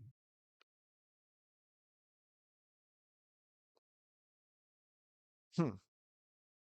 Power of voodoo. What do you do with the babe with the power? Who do you do? What type of magic spell to use? Sorry, we watch a lot of Labyrinth around here. I keep trying to get my kids into the um like classics. They won't get into um Goonies with me, but for some reason they love Labyrinth. And I can't get Princess Bride. I don't know. I've tried that one over and over. They won't get into it. Neverending Story, my daughter thinks is dumb, but my son thinks is cool. That was a bad cut. There they zapped old Ellis away from the beach. He was getting ready to make out with Supergirl right next to the lake, and it was all romantic. And then they zapped him away, and it was the old lock down the camera and pull the guy out. But she jumped in the frame a little bit. It was poorly edited.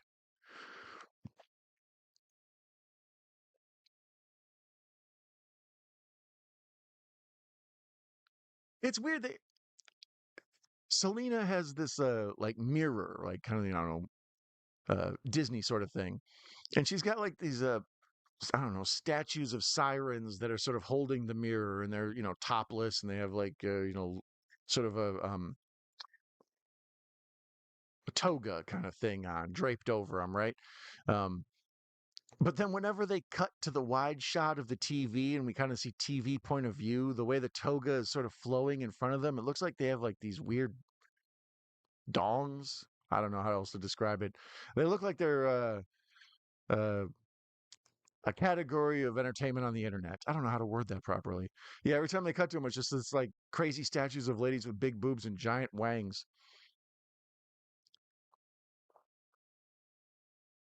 There's a sentence I bet you didn't think you were going to hear when I started this stream.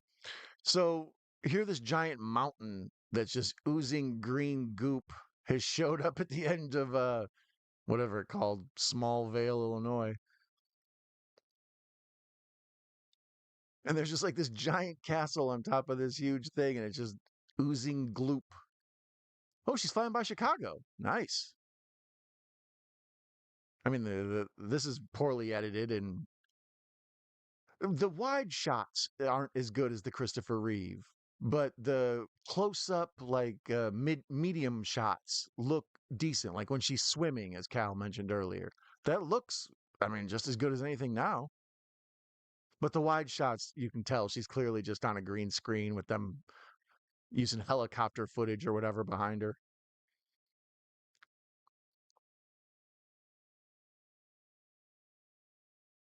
These sets, and I could see. I'm surprised this cost.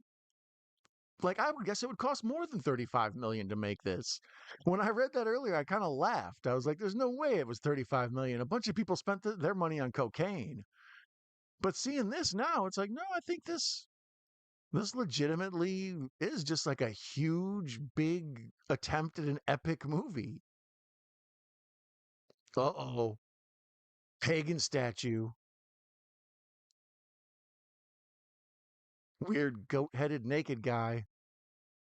Another thing you probably didn't think I was going to say when this stream started.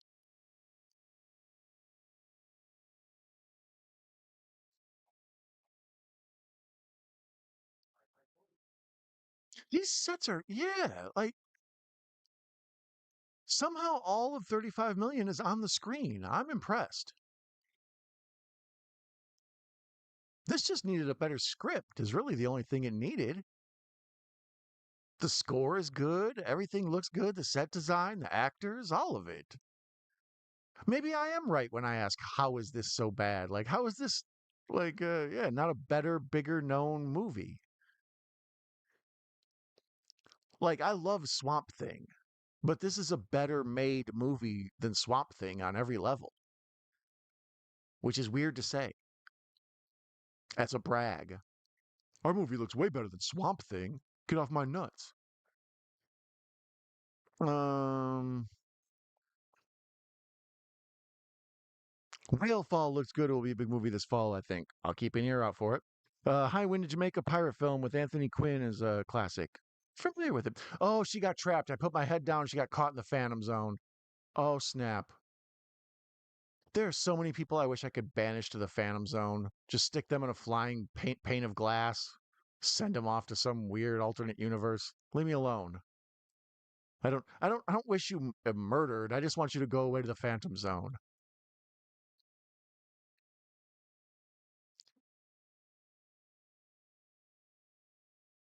And this is real, like, it reminds me of when Dr. Manhattan goes to what, Mars or wherever the hell he goes, Jupiter, Saturn. I think it goes to Saturn. And the Watchmen. Like, we spent this whole movie like on Earth and at like a girls' school, and it's silly and wacky, and it's kind of a half a teen comedy, and it's also kind of this crazy sorcerer thing. But now poor Helen Slater's trapped on this alternate planet. She can't even fly anymore. We got ourselves real pickle. She can't even crush coal and turn it into diamonds. What's the point of living? But her hair is glorious. It's full of body and shine. She needs a Prel endorsement. I love that one, Russell. Great, thanks. I love Ray Winstone and the Brit juvie film Scum. I've never seen that one. She fly good. She looks like she's having fun but determined. Yeah, she sells the flying, but it reminds me of like people went lost their minds when Crouching Tiger, Hidden Dragon came out, and all the wire foo as they called it. Was sort of the next step past what the Matrix did. But there's nothing the Matrix or the Crouching Tiger, Hidden Dragon did that they didn't do in a few of the scenes here. It's that level of good. It. I mean, I don't know if they went through later on and tried to clean up things that looked bad 30 years ago or whatever, but I've yet to see a wire. I've yet to see a bad outline from a chroma key. I'm pretty sure she's on the same planet that from Enemy Mine. Oh no, here's where she gets trapped in the bog of sadness and Artax dies. Wait a minute, that's the wrong movie. Or is this where she escapes this pile of ooze and then she gets killed by it? Oh, that's Tasha Yar. Never mind. In general, just don't trust black puddles of sludge. They're not your friend. Never have been, never will be. I'm sorry, is that sludgist? Am I getting a nasty letter from the sludge lobby? Dear Mr. Nichols, you have recently disparaged oil slicks. We want an apology and a retraction immediately.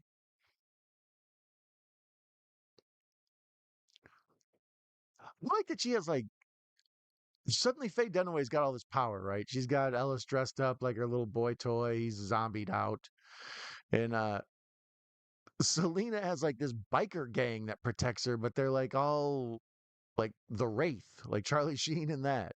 Like they all have these weird helmets, and I'm assuming that's so they can just use the same stuntmen over and over again. But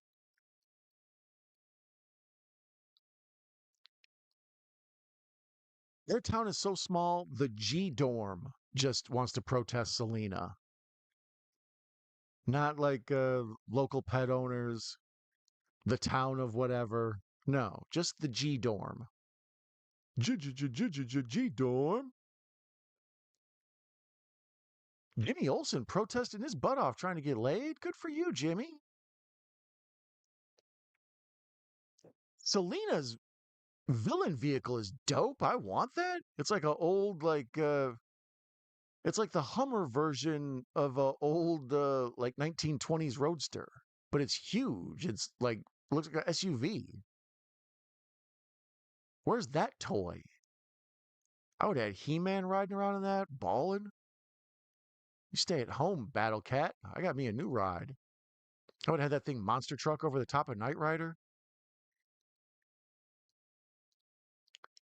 So poor Helen Slater's trapped on this damn planet that's pretty much the same place where Lou Gossett Jr. and Dennis Quaid fought an enemy mine. Stupid Mickey Mouse.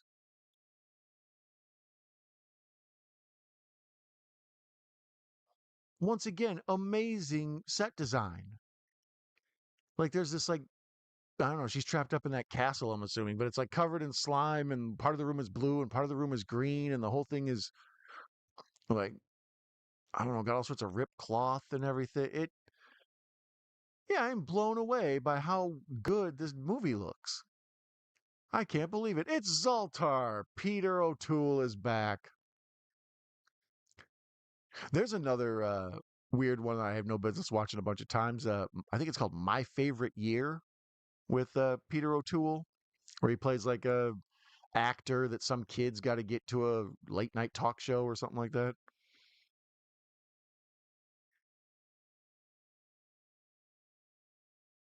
Wouldn't mind a Vernon Maxwell biopic. Mad Max is crazy. Word is Mad Max was racist against white people.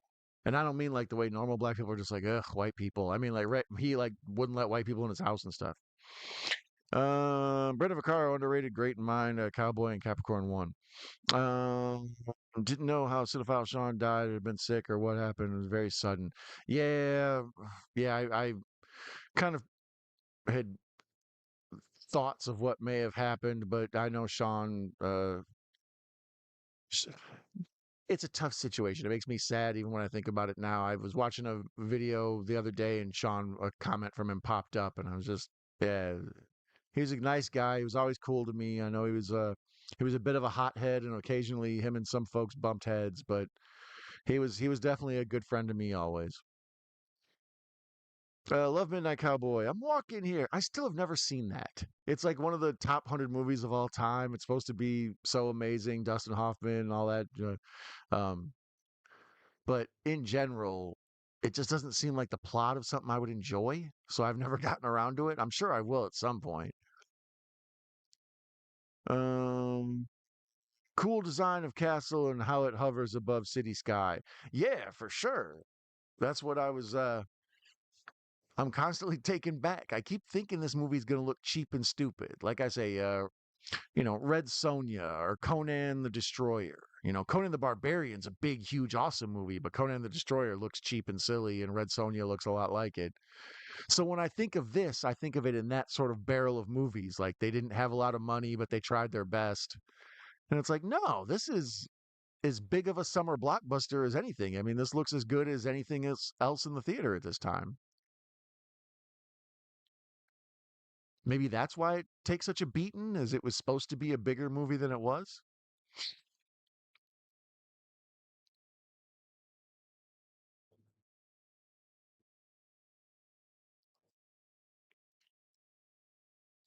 Huh.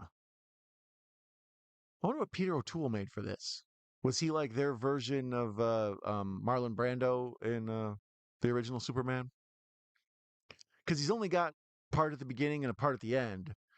And I do remember from years ago watching this, the whole like he's basically her Obi-Wan Kenobi. When she doubts herself, he like reminds her, Use the yellow sun or whatever he tells her. Um, yeah, it's very cool. Showed a lot of info memories of movies. Yeah, yeah, I always enjoyed Sean. Weather been hot, so we're wearing our kilt. I'm jealous. I'd like to get a kilt. I mean, I don't need anybody to imagine that. That's a gross thought. But in general, yeah, it seems like on some of these days, the idea of having my nuts exposed to some free air would be beautiful. Sorry, it's late in the stream. I'm admitting too much. It is currently 3:47 in the morning where I'm watching this. How much time is left? We've got to be getting to the end, right? There's 20 minutes left. So, yeah, here's where she's sort of begging Peter O'Toole to teach her the ways of whatever, and he says like, "Oh, there's no way to teach you." Yeah, he's totally just an Obi-Wan ripoff character.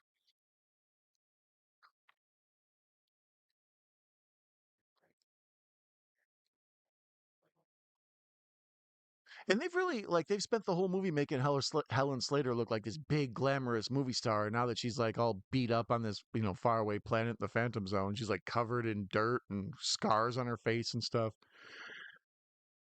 So she's playing both. Get you a Supergirl who can do both. Um, my favorite, yes, Marklyn Baker from Perfect Strangers and Noises Off. Yeah, that was one that, like, why the hell would I want to watch a Marklyn Baker, Peter O'Toole movie? But that was on cable so many times. 2 in the afternoon, 3 in the afternoon, because it was family friendly, I guess. There's not heavy duty swearing or nudity in My Favorite Year. But yeah, seen that one a ton.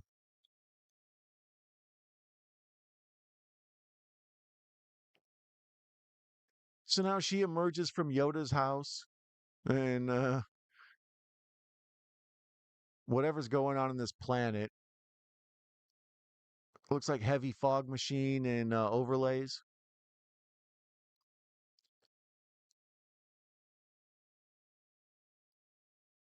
Now we cut back to Faye Dunaway in like a $5,000 dress. Looks like a chandelier.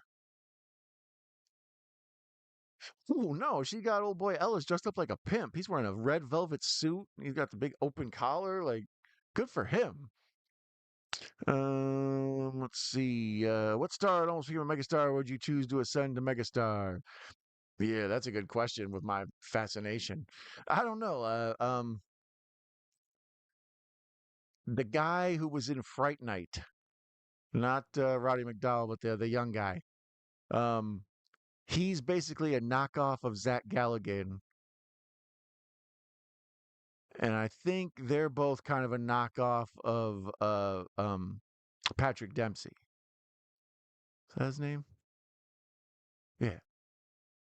Um, but yeah, I would have been surprised the Charlie Brewster. Um, women, there's ton. Like, why is Pamela Anderson a household name, but hardly anybody knows Erica Liniak? You know, it's like they're the same person basically. The Erica Liniak's less interesting as far as who she's dated is the only difference. So I never like you get like a Lindsay Lohan and Hollywood's convinced they're going to make her a big star, but then she becomes like a drunk party girl and ruins it. And then Emma Stone comes along and just steps right into her spot. And it's like, oh, well, she's the more talented version of that, anyways. So sometimes you can kind of see why people become stars and why they don't. But every now and then, yeah, I just don't know why. How come every one of them damn Baldwins hits it, gets to be like a kind of a decent star? Even Daniel Baldwin sort of half famous. But then the, what's his name? William Baldwin. Nope, nobody cares about William Baldwin. Stephen Baldwin gets more respect than William Baldwin. What? Are they all really that much different? I mean, Alec is, but this has been Baldwin talk. I'm moving on. Anyway, so Peter O'Toole and Supergirl are climbing this damn mountain, and they're holding on. They're getting ready to get pulled into a swirling vortex tornado thing. It's very Twister. Actually, the effects are very Star Trek, is what they are. This part of the movie's pretty cheap.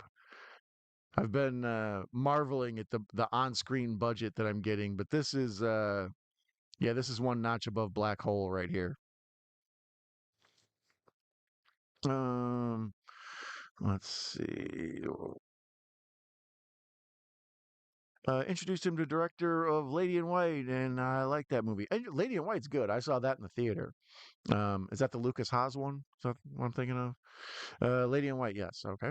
Do you like the Stuntman? O'Toole, Railsback, Barbara Hershey. I don't think I've seen that one actually. Like I said, I saw Hooper and I saw the Fall Guy, but I don't think I saw the Stuntman. Steve Railsback would have been a great star, great in many movies. You know who's the other one? Who's the guy in uh the Birds? Rod Taylor, is that his name? Like that's one I'm surprised he wasn't a bigger, I don't know. In that era, it just seems like they would have made him into a big thing. Yeah, Herman's Head, William Ragsdale. That's what I was trying to think of. I was like, the dude from Fright Night was in Herman's Head. I don't know if anybody's seen that one. Love Stuntman, have the DV. Was happy for Dempsey Sands. Love Herman's Head. There you go. The Herman's Head crowd is strong. That is a cult show. If you're not familiar with Herman's Head, it's just a normal guy living his life, and then every now and then we cut to inside his head, and there's like a separate sitcom going on, and it's like the different aspects of his personality. It's like that movie Identity, basically, if you've seen that. Spoiler alert. Steve Railsback did great as Charles Manson. I didn't know that. Alec Baldwin as Ellis. Oh, that is the perfect Ellis, actually. Actually, any Baldwin except for uh, no, actually, any Baldwin would be a perfect Ellis. Just Baldwin de jour. Have it cut like change every time they cut. Like it's Alec, and then they cut it's Steven, and then they cut back, and he's like Hans Bubby, and it's Daniel. Why do I know all the Baldwins? I think you would like Stuntman. Really interesting movie and concept. I played the video game. Yes, Rod Taylor, awesome. Yeah, he's a guy when you see him on screen, it's like he seems like he would have been a big star.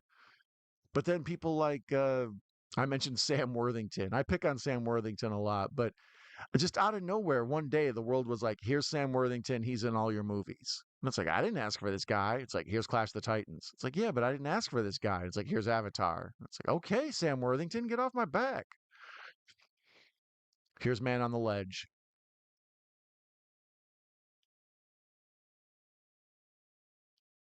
But how come Sam Worthington's career just became Avatar guy and Tom Hanks gets to be like ruler of the universe for a little bit? They're both relatable every man. I don't understand. I can never figure out which one of these horses is going to win the race.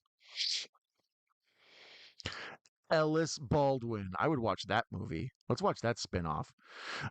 Inside Out ripped off Herman's Head. It should have said based on Herman's Head. Right?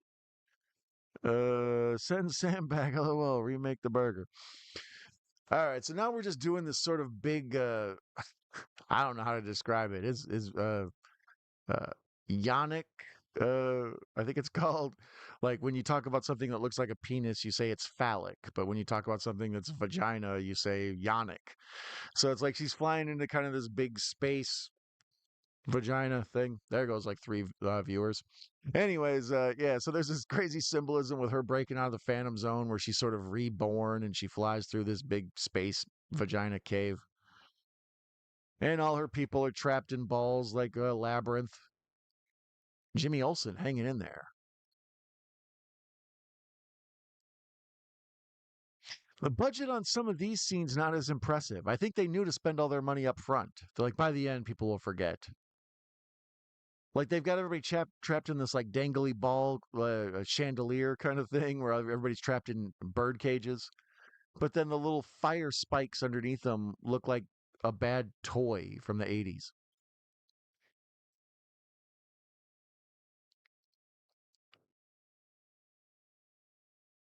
Ellis is he's just eye candy. Good for him. Like sometimes you'll see a movie where they just have a, what's her name? Miss Tessmacher in the first one. He's basically that in this. I could see a lot of the comparisons to that. Like I said, Faye Dunaway is supposed to be Lex Luthor. Brenda Vaccaro is supposed to be Otis. Old boy Ellis is supposed to be Miss Tessmacher. They're trying a formula here.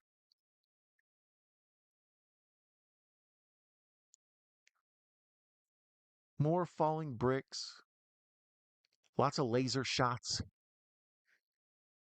But that's a pretty cool scene. Like the tiles on the floor are all each like rotating. I mean, I'm sure you've had to put like hydraulics on a floor. That's all expensive.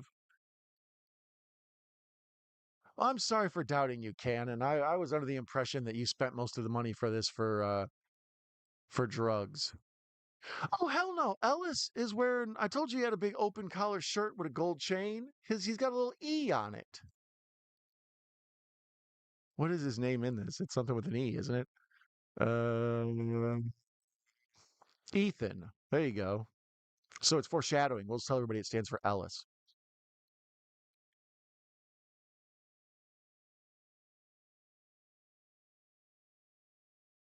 Sorry, I got caught watching. Lots of wind being used here. They had the wind machines turned up all the way. Everybody's hair is going crazy.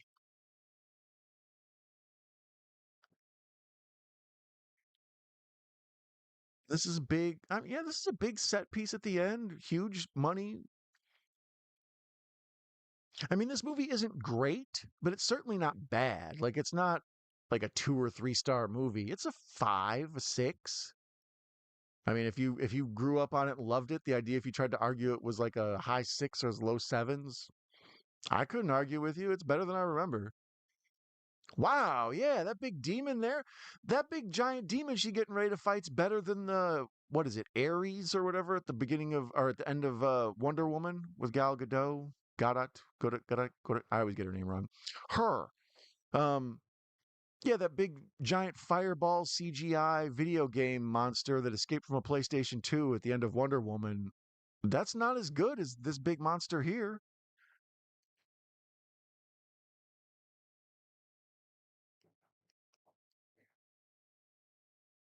Dare I say I'm a Supergirl fan? Never mind.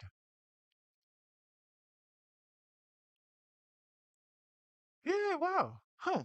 So there she's been eaten by the giant monster, or he's getting ready to. Faye Dunaway's just chewing up the damn scenery like a billy goat. Okay, that is terrible special effects right there. They used some sort of chroma keyed version of her and stretched her out, made it all blurry. And the monster behind is clearly just like some sort of I don't know, somebody wearing latex gloves and they just, played it as a rear projection.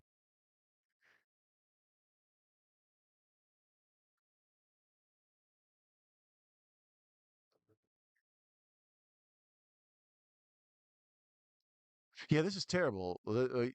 Everything up till now, except for one or two little exceptions, has been like really, notably good. And right here, this is all kind of Doctor Who level, the 70s Doctor Who, not even modern Doctor Who.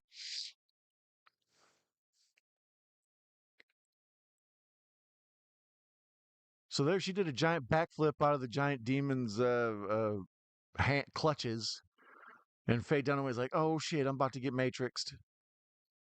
And there she does the flying Supergirl punch. But instead of punching her, she just flies around her. Here, I'm going to mess up your hair and wardrobe. That'll fix you. Oh no. She flew so fast she made a tornado. I was not expecting that. Classic twist on an old favorite. Now this is all just I don't know, a bunch of Vaseline on the screen and a crappy sort of animatronic dragon. But yeah, okay, all this isn't working, but the rest of it up until now has been perfect. Um Lots of fog, lots of big set scenes, hella wind machines. The budget on Wind Machine alone was like $2 million. And she gets pulled into the mirror, and now she's gonna be sucked into the Phantom Zone. And when the mirror comes back together, there is Supergirl with her hands on her hips. Dun dun dun dun. Damn!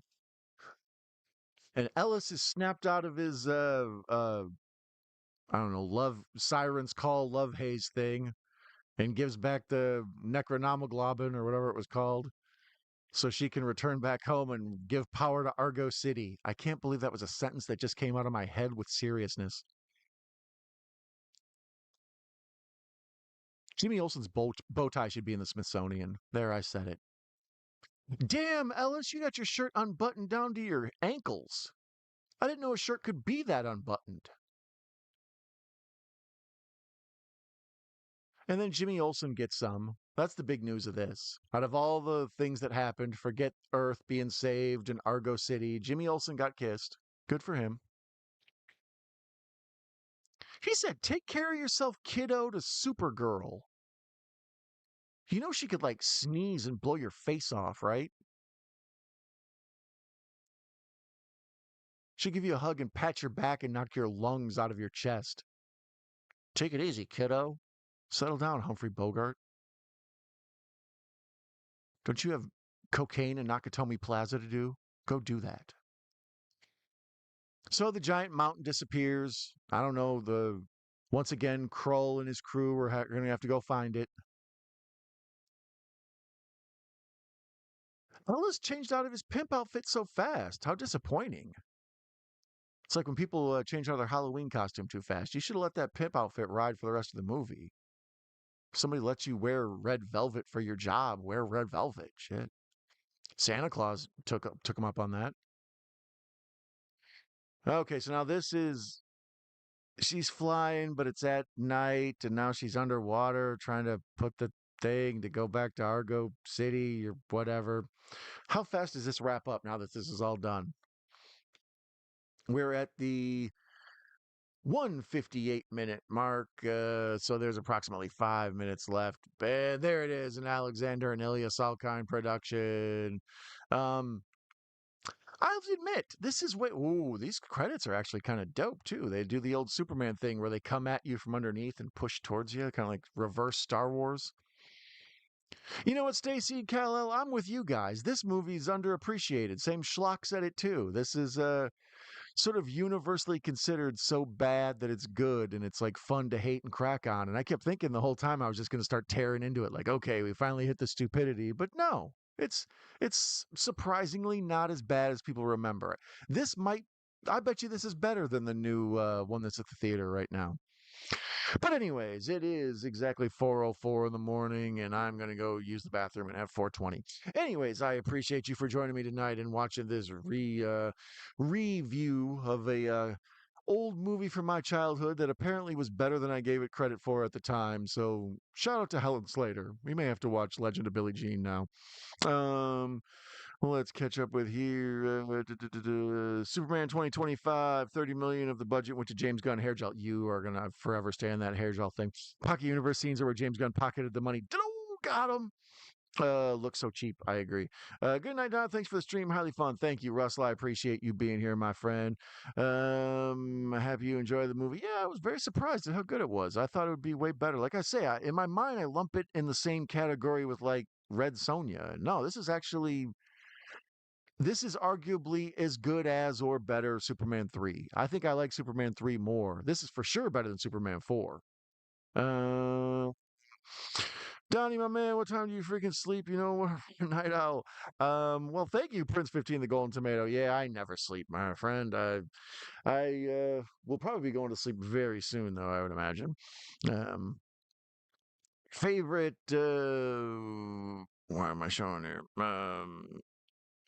Favorite three John Candy movies. Ooh, I think we went through this before. Favorite candies. I'll go Planes, Trains, Automobiles, Stripes, maybe Nothing But Trouble, but probably Uncle Buck. Prince, hiya, chop, chop. Knockouts all around. Prince holds pose and kick and cut. Prince, the singer, action star of the new future and now. Prince GT. Chop, chop, pork chop. Salkeen Saltines. I'll have a Salkeen Saltines. Yes, this one is way better. Get to bed. I need to go to bed, right? Thank you all for joining me. Get to sleep, bro, Chacho. I will. Thank you. Gareth is Peter Cushing. And I am going to sleep. Thank you all for joining me. I appreciate this. Let me know in the comments later on when the people watching the replay if you went and saw Supergirl, what you think.